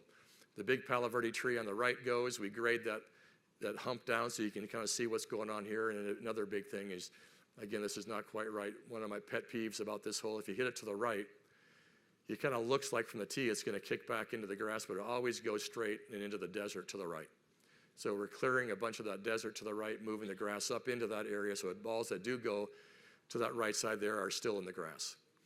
We're expanding the green back, expanding the bunker back, so there's a new back right pin, but and removing this bunker on the left, so you have all this space to work with, and with these new tees, so you kind of see the different look, a really dramatic edge here for that tee, and this whole area here of space that is, again, it's just a unique look, something different that we don't have, but I do like it, and moving the green over makes that possible. Let's go to 17. 17, I would say the thing that the tee shot, the turf gets moved further to the left. The bunkers move a little bit left. The fairway moves a little bit left. There's a wash that goes along here, so we're moving the fairway up against the wash early, then expanding it out. And there's a bunch of really beautiful trees over here, and there's a lot of room. So we're going to expand the fairway out so that these trees become a strategic part of the hole in the turf. Okay, and then there's that one tree on the corner. We've added one more. Maybe it's too many. But there's that Palo Verde on the corner, which kind of gets in the way if you get too far left. And we're thinking about adding one more tree over in here to kind of, in case that one dies, it has a brother or a sister to kind of regain the strategy. But the strategy remains basically the same. There's a little bunker here. This big 4 bunker becomes a little bunker. There's a bunker here on the right, which is there. The bunker on the left, which is there. The big change happens on the green. We're removing the right bunker and expanding the green out to the current edge where it drops off into the bunkers. We're expanding the green on the right and the front right and making turf all the way on the right, so it's all fairway here. There's a little wash that goes through here. It starts back here, it wanders through here, and it goes right past this massive, amazing, beautiful ironwood tree. So all of this gets cleared. It gets turf all the way back there, and that tree is exposed so you can see how pretty it is. Then on the other side of the wash will be still the shrubs that we have, but this whole right side becomes grassy area, chipping area. And for the average person who just hits it here and runs it down in there, it works great. Where it really becomes a challenge is for those who go for the green and 2 or have a longer shot, and if you miss it to the right and you fly it this far, there's a chance that you can run down into the wash. There'll be a red stake along the wash. It's not a deep wash, you can play out of it, but nonetheless it's a hazard. So we're gonna make our hazards legitimate hazards by putting stakes alongside of it. So I think we have a flyby for this one too. So here's the wash, okay? It's not this deep, obviously, and these trees are in the way, but there's a wash that goes along here, so we're pushing the fairway out that way. And these trees, it gets pushed out to where there's big, beautiful trees, so the trees are inside the fairway, still pinched by bunkers, fairways coming in from this way. So your line is, you're aiming further left. Again, here's the bunkering, not much has really changed other than the way they look. And then this is the grassy area over here, which is a playable space to miss to the right versus that bunker. And then 18. Okay, 18, teeing areas remain about the same, but we have a new forward tee that's up this way. But I think the real change comes in this area right here, and you don't really see it on here. But we all know that steep uphill grade that says all the way up to here, like if you hit your ball into that uphill grade, you don't get any roll ever. I don't care how dry the course is. Your ball goes nowhere. So you hit a pretty good tee shot, you think you land it right here and the ball stops. You hand it right here, it stops. You land it here, it stops. You land it there, it stops. Everything stops. And then for those guys who can really bomb it, they hit the downslope and then they're way the heck up here. So, I'll just use myself as an example. I hit it maybe 270. I hit that upslope and it stops and I'm right back here. And I've got a 5-iron or a 4-iron. The long hitters are hitting it up here and it gets a big bounce and they're hitting a 60-degree wedge. Okay, normally my boys are 50 to 60 yards longer than me. On this hole, they're 100. That's unfair. It's unfair. So this is one of the few unfair places on the golf course. And so we are going to grade the crap out of this fairway so you get some roll. Yeah, I think that's worth clapping for. Okay, so pinching in from the left, okay, pinching in from the right a little bit. It's a very wide fairway, but So it just kind of, and then regrading it so that, again, you pick your poison, what's your line going to be? Do you want to carry? You can carry. Do you want to hit it left? You can hit it left. And you want to lay it short? You can lay it short. And this drainage swale this is the one that kind of carries water all the way, and it goes all the way through here. So water will be moving around and getting all the way through here. But this whole thing gets graded. And then the second best thing about the hole, there's actually three things. This big bunker that extends way, way back, we're eliminating the front half of it, okay? But even better yet, this little devil's butthole bunker right here is disappearing forever. We're gonna actually expand the green out this way to get a really nice front right pin, make a way bigger pinnable area. Keep the tiers, but expand back right also, so we're gonna get more green on the front right, more green on the back right, and a little more green on the back left. But keep the tiering. We don't have tiers in this course, and it's nice to have something a little different. They're playing a course this week in Augusta, which has some tiers. There's not many, but there's a couple. And when you play a hole like number 18, you don't get it all the way to the top. It goes all the way back to the bottom. That tier is a strategic part of the green, and so we're going to keep that here on 18. So there's a lot more detail about eliminating grass and exactly where the tees are going to go, but I think you kind of get the idea of trying to take a lot of straight holes and making them crooked, trying to create different angles, trying to create variety, trying to create different elements that will test you, bunkers, drainage swales, chipping areas, rough, whatever it might be. And we have all this amazing variety of topography, with the most dramatic possible back against the mountains, and other things like washes that are in great trees and movement within the golf course. All of that kind of gives us the chance, I think, to do something where if I said DC Ranch is a great course, that Tommy Roy would not correct me. So that's our goal.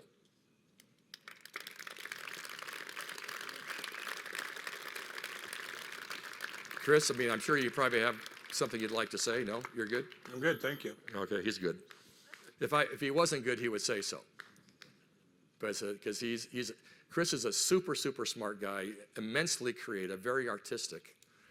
He is for sure the outside the box thinker of this duo.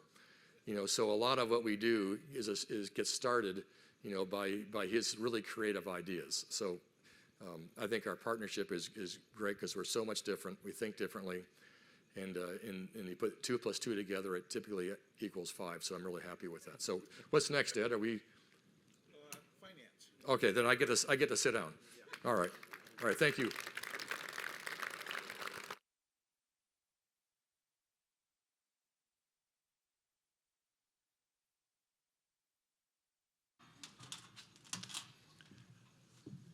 Thank you very much, Tom.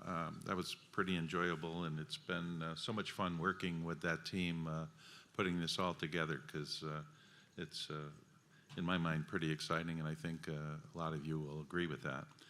The finance of this renovation is way different than I think what most people expected, not having an upfront assessment. It is something that clubs are doing around the country. We've had consultants come in and talk to us, talk to the finance committee, talk to the board on how best to set up your capital funding for the future. And I'm going to introduce Joe Carrabino, who is the co-chair of the finance committee, to talk for a second. Maybe I'm not. Is he here? Oh, he's right here. Oh, it's hard for a guy that big to hide in his shadows, but he did it. Anyway, say hi to Joe.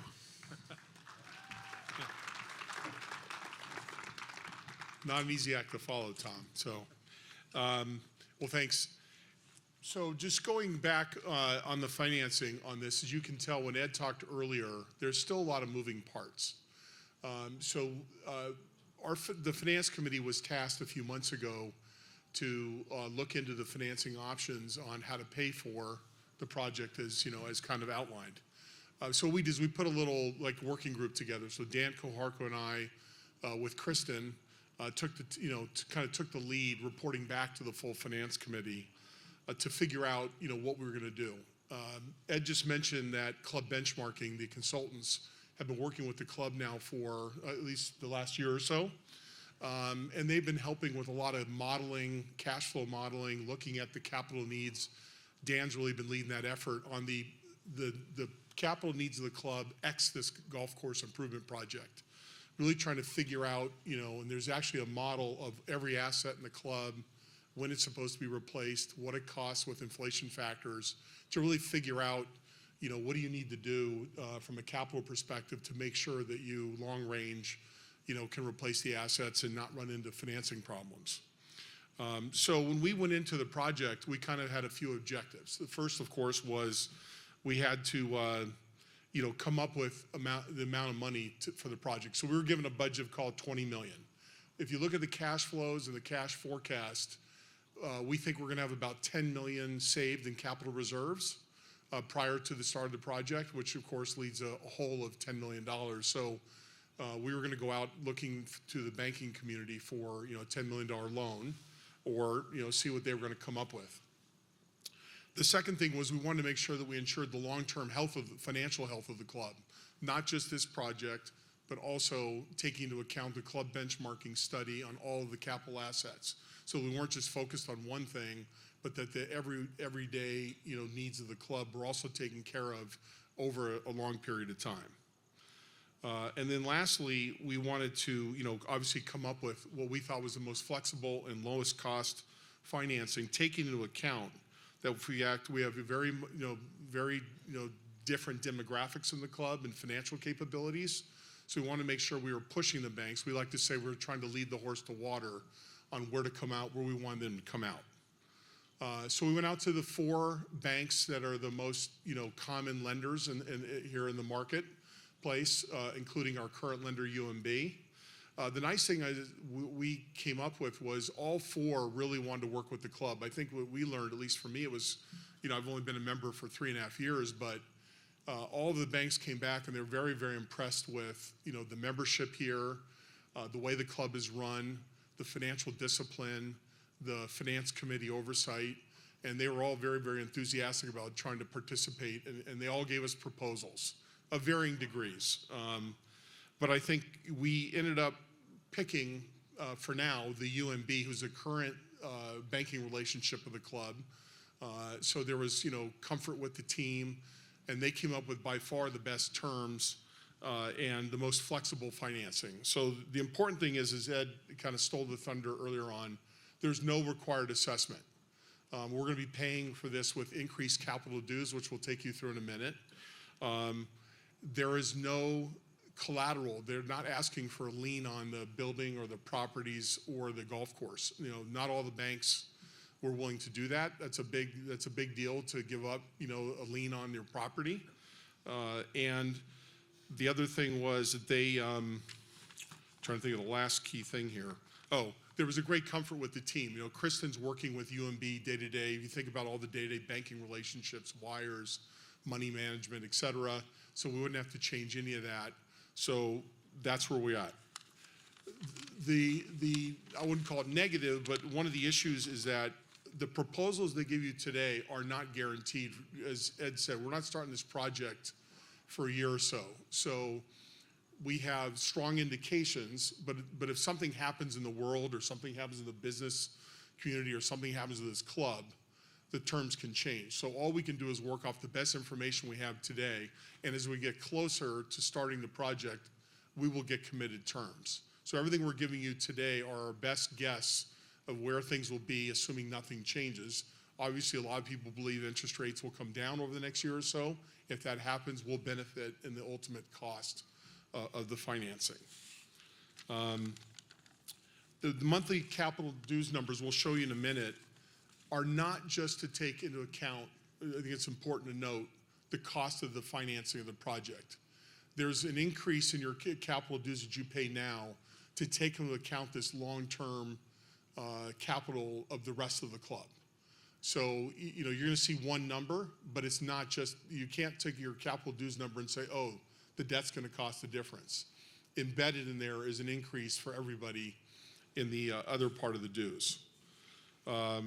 I think the other thing is everything, as we talked about, is based on estimates. And I think, the numbers could move, but we're hoping they're not gonna move a lot. So I think, Ed, if you want to put the numbers up, we'll take you through what they'll be. And the other thing we did was we staged the numbers here, basically prorated how you're treated today. So if you're a full golf member versus a sports social, we kept the same ratios in terms of the increase, in terms of your burden, if you will, on a monthly basis. So right now you'll see the numbers up there. A golf equity member, your capital dues will go to $450 a month from $145. Junior members, $350. Sports social, $325, and clubhouse members will basically stay the same at $150 per month. The Finance Committee thought it was important that we freeze these dues, so you don't think this is a launching point to keep, raising the dues. So once the project is completed, the dues levels will be frozen for a minimum of 3 years. There won't be any increase, and thereafter, the increases will be limited to 5% annually.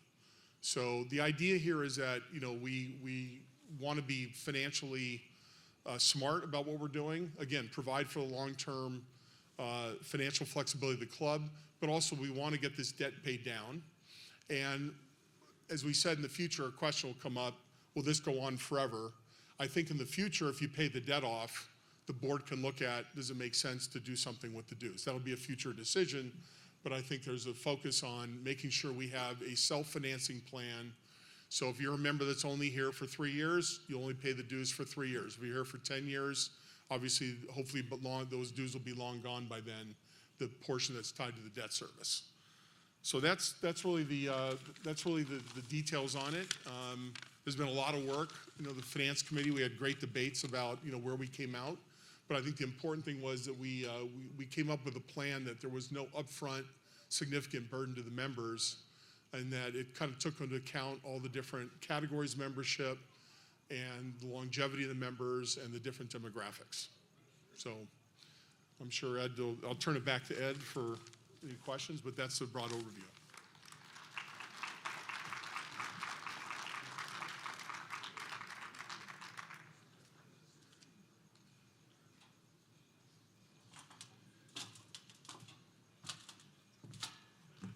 Thanks, Joe, and thanks to Dan and the other people of the Finance Committee who I can tell you worked long, hard hours figuring this out. We're actually a bit ahead of schedule, so it wouldn't be too bad to finish early, but we have a Q&A session set up here right now. Now, as I mentioned earlier, there are, within the brochure you're going to be getting in the email and on the website, 25 questions that cover a lot of the basic information, like when does all this start and what happens after it's over, and really goes into, I think there's probably 8 or 9 pages of question and answer there. What I'd like to do is, as long as we have Tom and Chris here, if we've got a microphone in the center here, because we are taping this, recording it, so questions from the general audience it would be better if we could use the mic out there for questions. So if we have any specific questions for Chris and Tom on the design, what they had in mind, all that sort of stuff, if you could step up to the mic and ask your first question.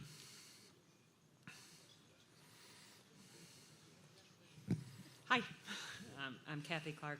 The question I have is, when you were describing the forward tees, is that what you think of as what was currently the red tees? And if so, how much yardage are women losing on the course, would you say? That's a great question. I don't know that there's any yardage being lost, and maybe some. I think there's some holes that are longer, so we're moving the tees forward to accommodate for a longer hole. But I think what we're looking more about is how to create the most fun. To me, the idea of creating different tees is about creating different angles, different shots that you can hit, and how much more fun can it be. So, if a tee is moving, it'll be for a reason, and there'll probably be some that are shorter and maybe some that are longer. Okay, I only heard them moving the forward tees forward, so I didn't hear any. But we're not getting rid of those tees. We're adding another tee. So those are like a gold tee? The same red tees will have the same yardage that you currently have now. Oh, okay. And we're adding for another type of golfer, the forward tees again. Oh, okay, that's what we didn't know. That's the gold tee. Yeah, So that would be actually, like a gold we're adding 12 new gold tees that didn't exist before, where you see those horseshoes sitting in the fairway there. There's going to be tees for seniors and for juniors. So there'll be 12 new gold, and the other 6 gold tees will be the same as the red tees. Okay, great, thanks. Can I just use my Philadelphia voice? Yeah. We've heard a lot about reducing grass. Is there a rough idea of, has there been a reduction in total grass area of a certain percentage? Are we the same? You know? The question was, is there a reduction in total grass area, and if so, how much was that? Go ahead. Go ahead, Chris. Yeah, there is. I mean, we're trying to shoot for around 10 acres less. And I think the final numbers will be determined on what kind of grass we use, but our goal is at least that. So we think that's a reasonable approach to what might be asked of the golf course and from the water districts in a future date. Currently, we have 91 acres of grass out here. 11 of them is the horseshoe in the driving range. That leaves 80 for the current course. So that takes the current course down to about 70, 71 acres. Great. Quick question. Craig Walsh, new member, maybe 3 years here, third golf season. When I joined the club, Dick told me the average index here was 13 to 15. Curious to see how that may change with the new course. Being those far tee backs, is the slope going to change out here with the new course? Well, I think to kind of rephrase your question is this course going to become more difficult? Okay, I think I would say the net would be no. Okay, and so this I'll give you an example. Is okay, so there's bunkers, and then we have bunkers now. We're having bunkers replacing the bunkers. Okay, so then there's some bunkers that are being removed, and so but our bunkers are really difficult, and they're way too deep. They're really hard to get into. They're nearly impossible to get out of for some. And the sand the consistency is not good. So the style of bunkers combined with the quality of the sand we'll replace it with makes getting out of a bunker way easier. So let's just say you have 60 bunkers and you walk away when it's all said and done with 60 other bunkers. So there's still 60 bunkers. Those bunkers will be easier to play from than the existing bunkers. Okay, that makes the course more playable. I think the idea of the course being more difficult, I would say no. I would say that if, for some it may be, I think the back tees, but forget about the back tees. I mean, very few play back there. 80% of our players play from the white or the blue. Okay, and so those are the teeing spots that you really need to focus on moving your strategy forward into the golf hole. And so I think there will be strategy involved. You saw there's strategy involved, but there's a lot of way to play around the strategy. I mean, to me, the idea of great golf doesn't mean eliminating the ability to hit into a bunker. It means giving somebody the ability to avoid the bunker if you choose a different strategy. So I think that's kind of where we're going. Let those who have more ability, take on more risk. Let those who have less ability take on less risk. But there has to be some risk in order to make it fun for all. That's part of the fun of golf, is taking some kind of risk. Great answer to those questions. My last question, those far back tees, are we going to get a PGA event out here? No. No. Hello, thank you for your presentation, very detailed.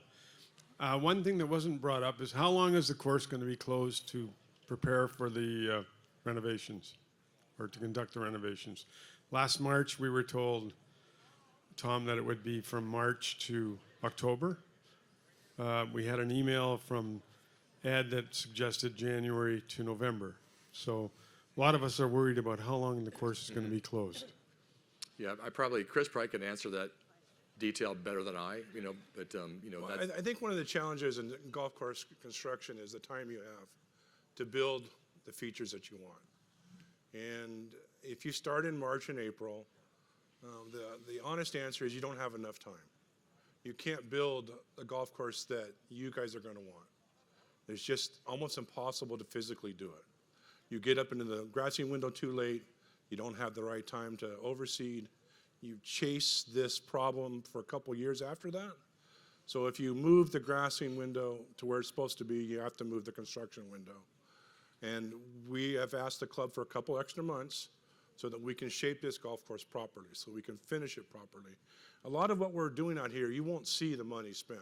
At the irrigation, you won't see it. You won't see the liner under the bunker. You won't see how the greens are constructed underneath. So a lot of the cost is gone. What you will see are those shapes that we're building, how the guys are finishing it. And we really want, if you look at all the great courses built in the last 50 years, say, all the Doak and Gil Hant stuff and all those things you read about, they have 18 months to build their golf courses. It's part of their contract because they can go over and over and over and over shapes until they're completely happy with them. So we've asked for that kind of scenario so that we can give you guys something you can be proud of for a long time. So what are the time frames? Can you tell us? It'd be January till, yeah, some point in November probably. Which is quite contrary to what Mr. Lehman told us 1 year ago in March at a presentation here. That was where the he club, said- that was the club directive then, and we've asked them for a little bit more. Because we want to give you something really nice. That was Mr. Lehman's comment. It wasn't a club I director. can't, but I understand that, but he was repeating Repeating what? what the club wanted. It was a March start. It was an April start. That's correct. I don't know that the club ever asked. We were asking his Yep. expert opinion, and he told us last year that it would be March to October. So now we're going January to November, which I think a lot of people here are going to have a problem with. Can I say something about that? This is risk reward. Okay, I will take credit for moving it back to January. Okay, if you want to blame somebody, blame me for it. And here's why. As he said, as Chris said, the last thing you do, before you plant seed and all that is a shaping, and it's probably the most important thing you can do for the entire course.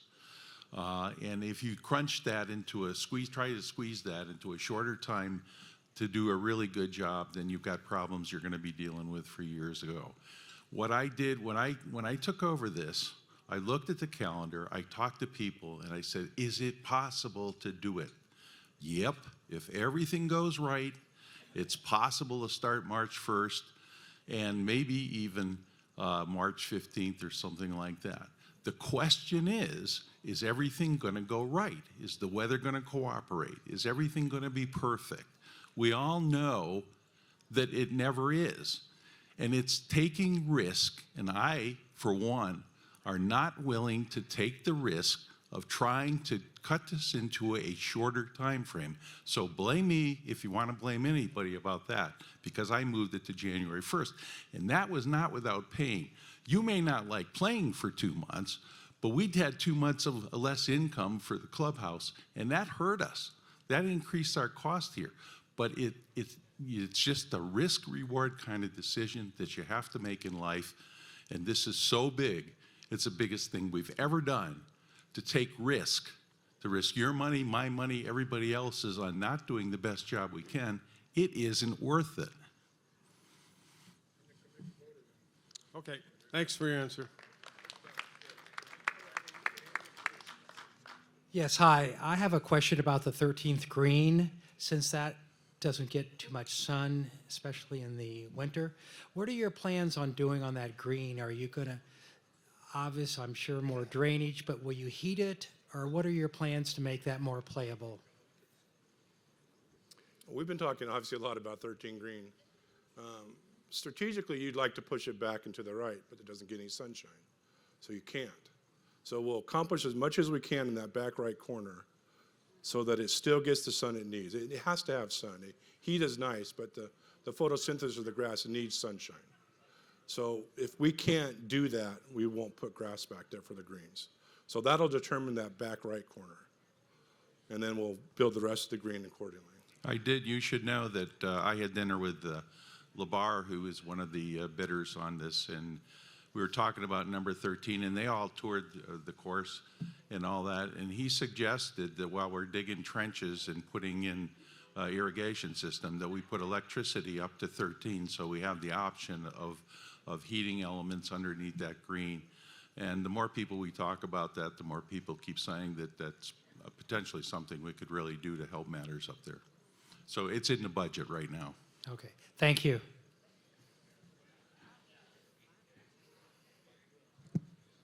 Hey, how are you doing? Thank you all very much for your entire presentation. I know a lot of time's been put into it, but during the 11 to 12 months that we're going to be closed, what is your plan for all of the staff that work here day to day? You know, our ball boys, I mean, they are so important to us. They're like part of our community. Are y'all going to be keeping them on salary this whole time? What about the rest? But especially the golf people. I would love to know what your plan is for that.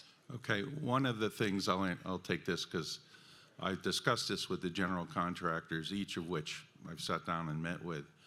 One of the things that I asked them, and I wasn't sure what kind of an answer I was going to get, is will you allow Dana's people and Dana to work during that period doing things like taking out sprinkler heads and removing sand or putting sand in, and a whole number of activities that would keep them busy, and will we not be charged for that? And I got a consensus of yes from all of them. They do it all the time.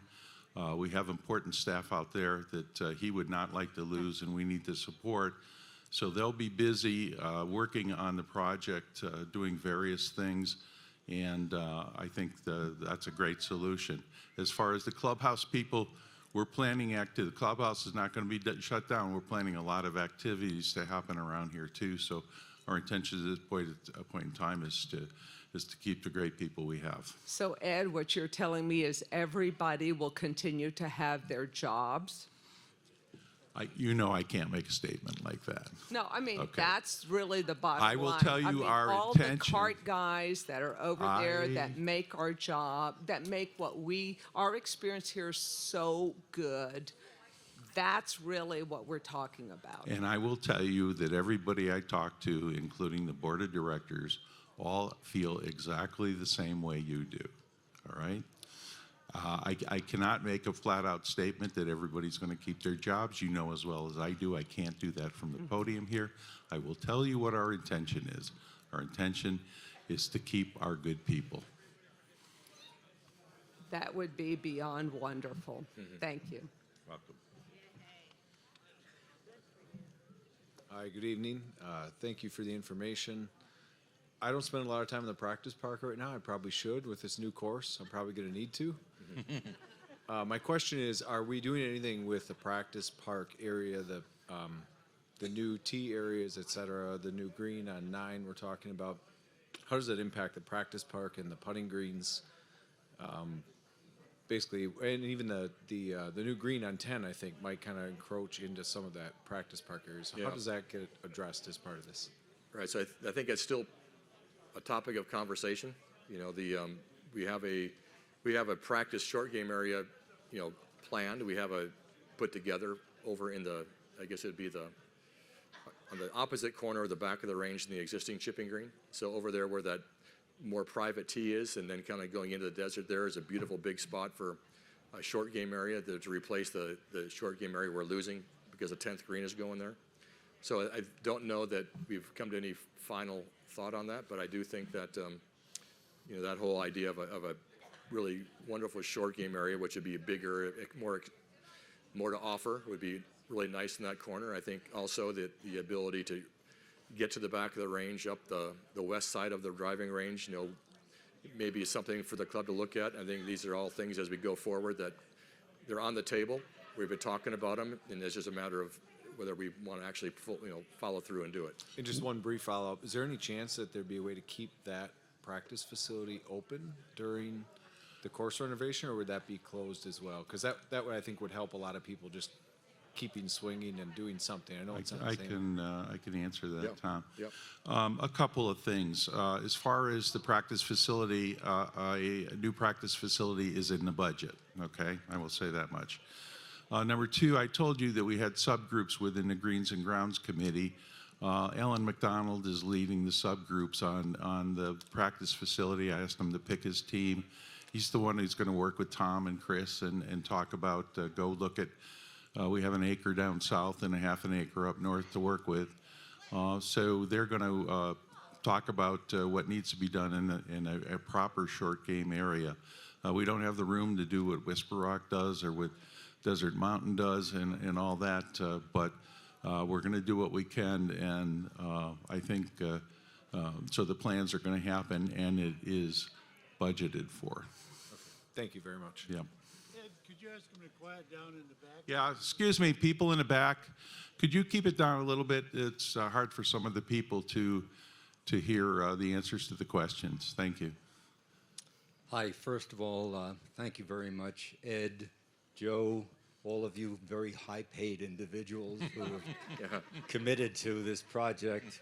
I have two questions. Is there any intention of keeping the driving ranges open during this period of time? And also, is there any reciprocity with other clubs that is being discussed? Thank you.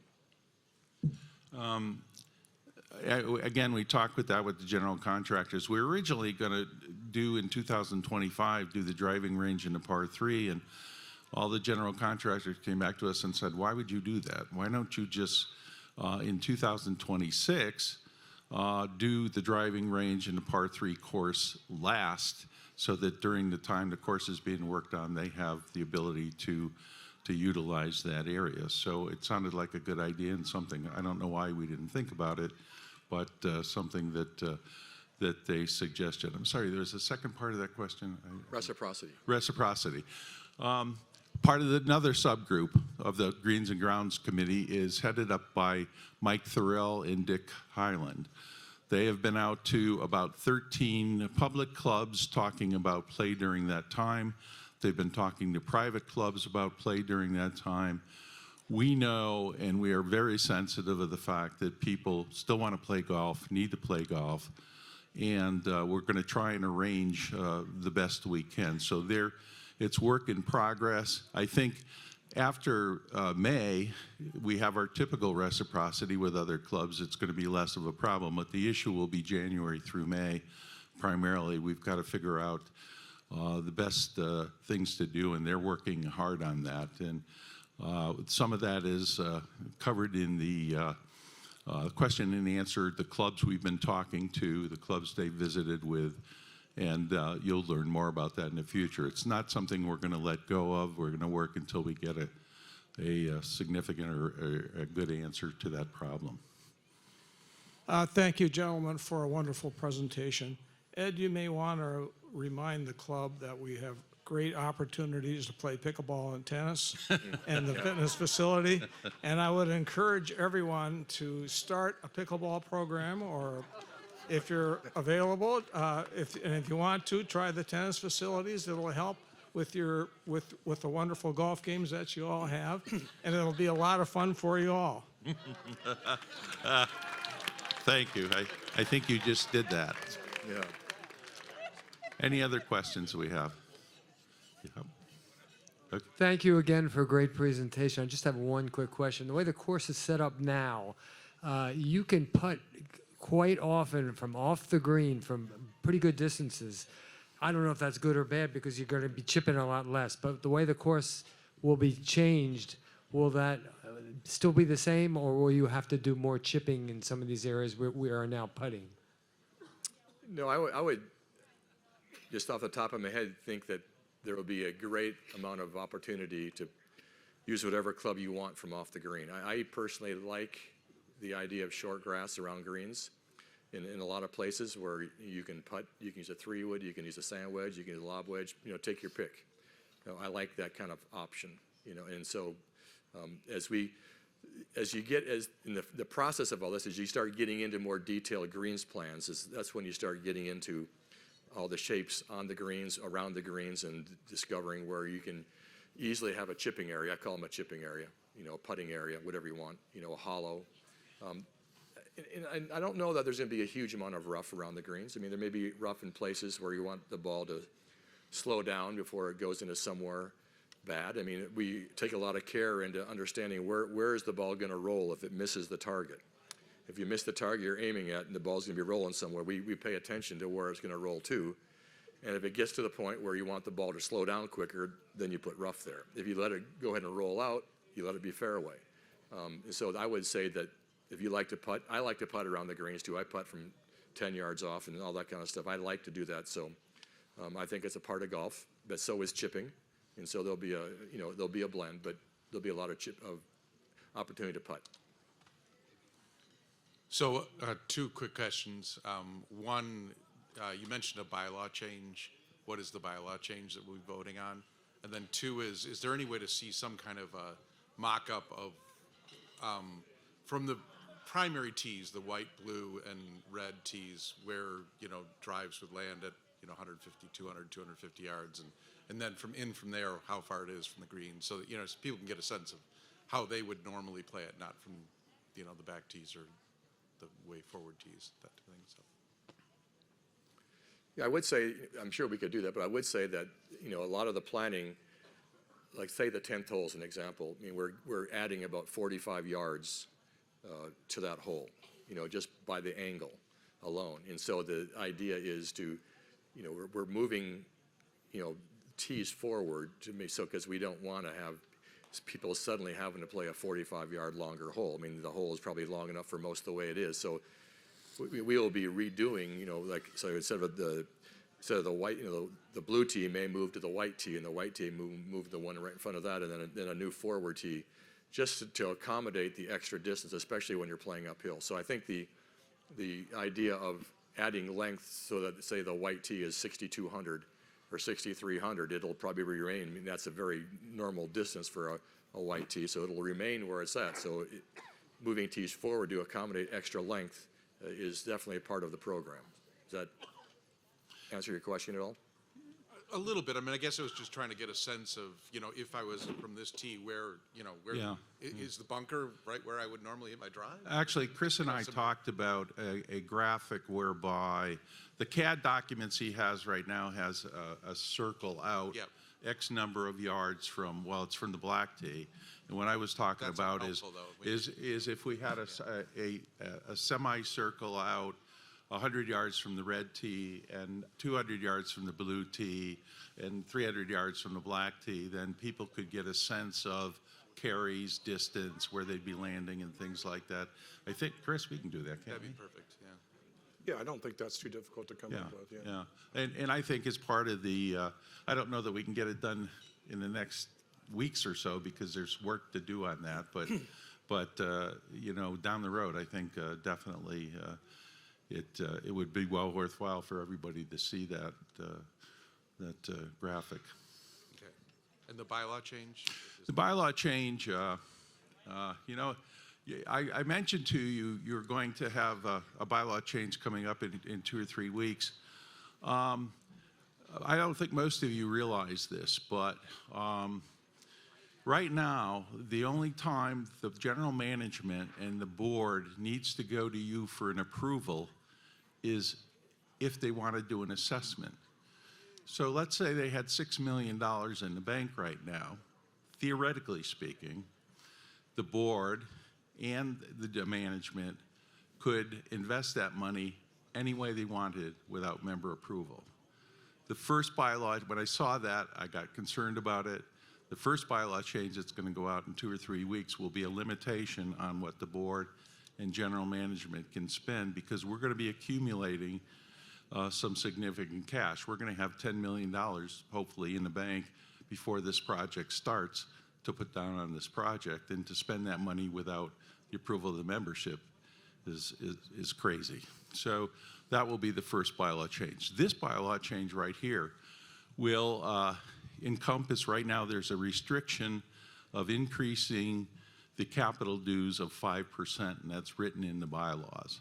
So the request that's going to be going out to the membership is to do away with that restriction and allow us to increase the capital dues to where you've been told they're going to be, number one, and number two, to lend money, because to borrow money, the club and the management also needs the approval of the membership.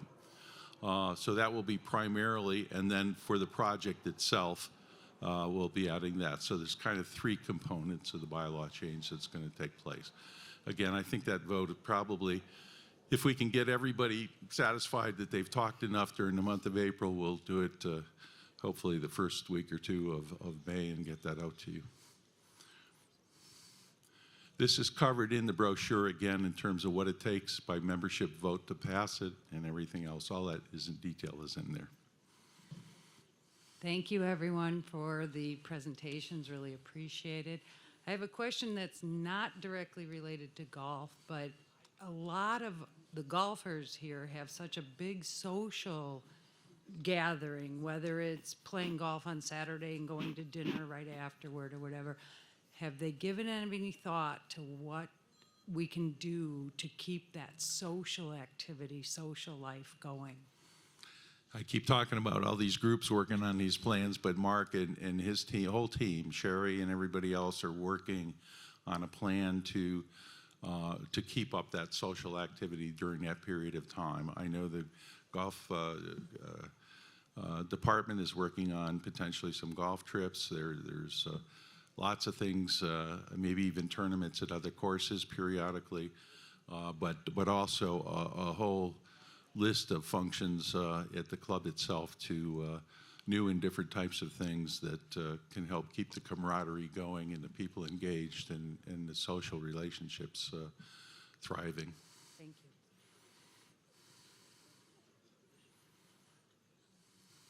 Good evening. Thank you again for all the work you guys have put in. So my question is really around the, we're a par 71. Have you guys thought about making this a par 72? And in particular, I mean, I looked at some of the yardages. I'm not a math whiz, but 9 and 18 are certainly a little bit longer, feel like they're a little bit longer, but I'm thinking of more specifically around 15. Yeah, it would create 35, 37, but have you thought about a 72 and what hole you might think about in that respect, or did you not think about making this from 71 to 72? Well, I think the ninth hole, our current ninth hole, with the tee being moved back, will play as a par 5. It said par 4 on the display on the flyover, but it's really 512 yards uphill. It's a par 5. So that was always the intent. That hole becomes a par 5, which makes it 72. So I think that again, you have to. To me, when you think about golf, you have to forget about the guys on the black tee back there. Yeah. That's a whole different world, different universe. None of us even can relate to it. I certainly can't. So I know that 512, that's a par 5. So I see it as being 72, par 72 with this current change.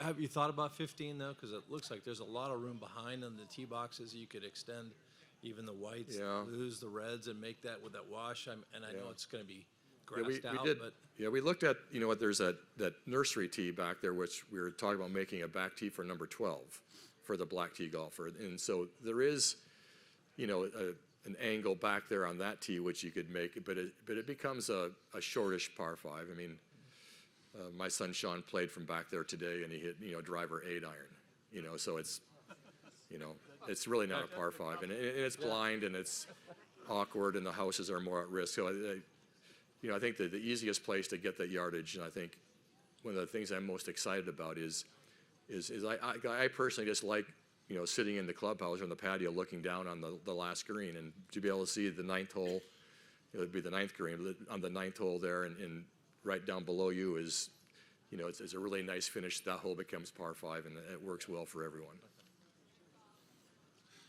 Just to second that, I mean, the intention is to through the renovation to make this into a par 72 and also over 7,000 yards. I got a question on financing.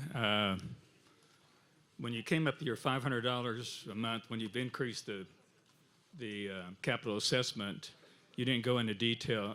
I belong to a club where you won at 96. It wasn't the same when it was the 2001 U.S. Open. It wasn't the same when it was the 2008. It wasn't the same PGA 2 years ago and the senior PGA 2 years ago. And we get assessed. We redo the whole course and everything else, or they add on to the other debt that we have onto. So I have 2 questions. We currently have debt out now, and I assume it's because of what we did here.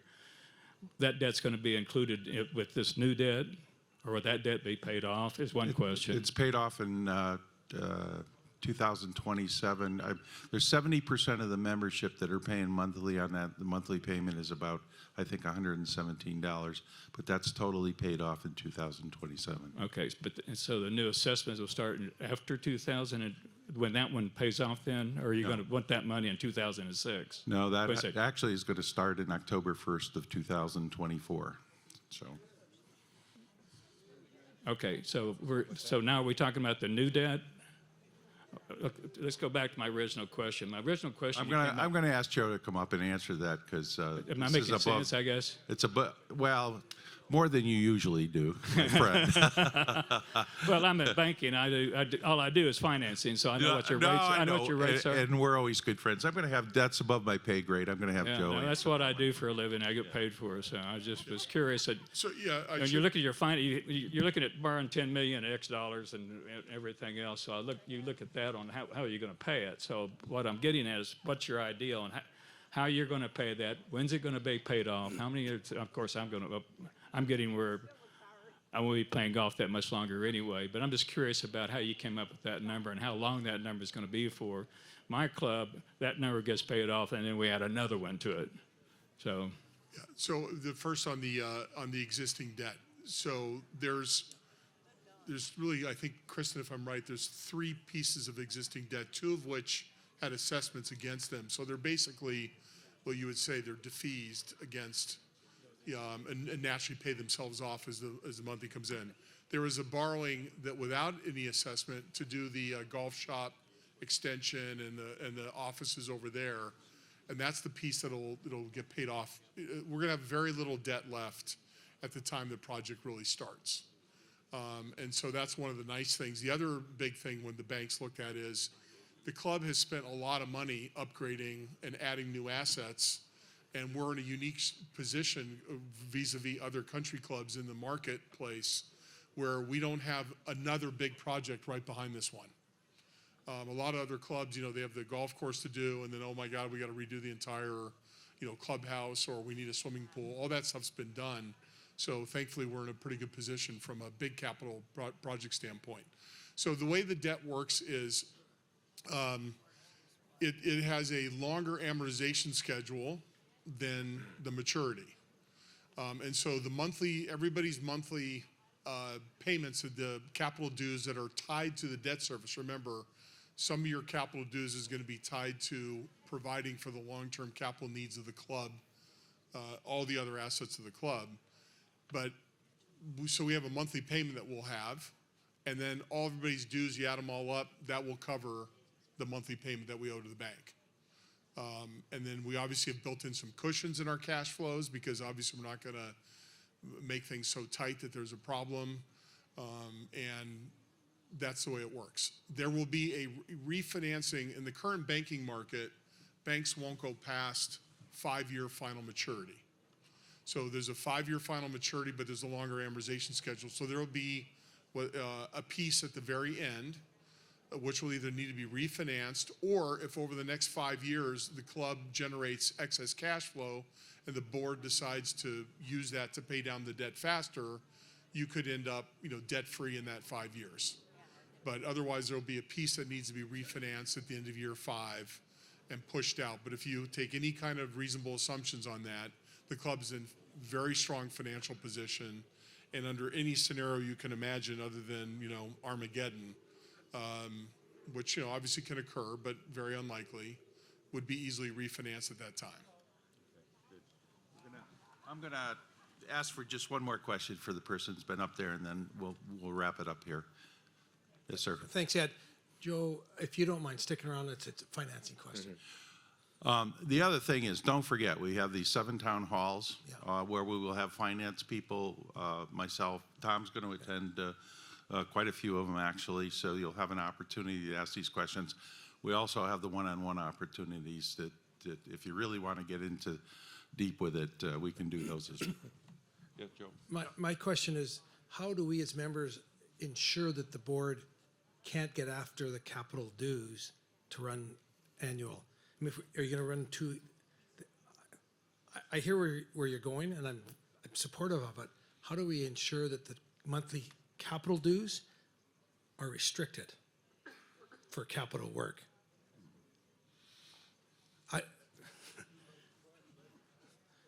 Yeah, I mean, Okay. right now, there's two there's your basic dues pay Correct. the operating expenses of the club. Understand. And the capital dues. So today, any capital dues that come in, they go into separate bank accounts. And how can we be assured that the board and management can't take those capital accounts, and should the club run an annual That's deficit? a question above my pay grade. That's Okay, probably a lawyer but- document. no, but- But today, See- that doesn't occur, just to let you know. Today, It has in the past here. okay, not since I've been on the finance I understand, committee. I understand, but that's 6 months. All I'm saying is. No, Yeah, two okay, 2 years. So I'm supportive of the process of but I want to make sure that the capital dues stay for capital. And Yeah, they can't, I and they think can't go It's into, a fair question, it's got to get answered. I don't know how. and I think that has to be built into the new bylaw that Ed's talking about. It's in the bylaws today. That's not what's happening. And again, that's another question that we can dig deep on one-on-one. I just want to wrap this up. First of all, I want to thank Tom and Chris for the great work they did, everybody. I mean, it's been terrific.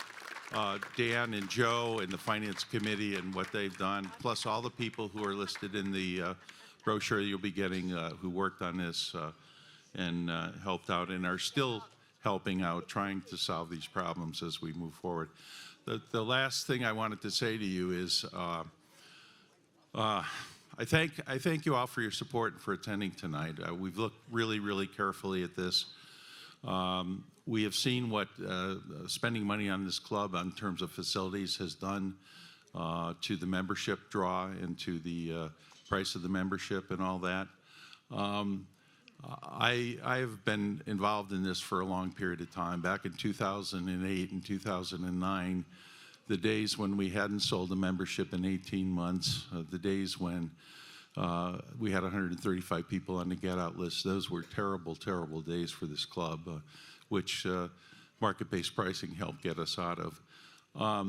We have about 170 members of this club that are over the age of 70. In the next 5 to 10 years are going to be losing this club. And it is my sincere feeling that the success of our club going forward is our ability to draw new members into the club on a very consistent basis to help the seniors who are going to be leaving down the road to leave and to sell their memberships. I think that this redo of the golf course, the renovation of the golf course, is going to help us in a very, very big way to round out our offerings as a country club. And I would ask you all to, as you think about voting for this, you wear two hats. We all wear two hats. I do. I wear a member hat, and we wear the owner hat of one of 400 people who own this club. As the member hat, you like this, and you want this, and it's good for you personally and all that. But as an owner, you have to think about what's best for the 400 members of the club, not this year or next year, but in the next 5 to 10 to 15 to 20 years, because this is a lasting project. So I ask you to, when you're considering voting yes or no, to also put on your owner hat. And what would you do if you were running a business in terms of investing in the future of it? And I thank you very much.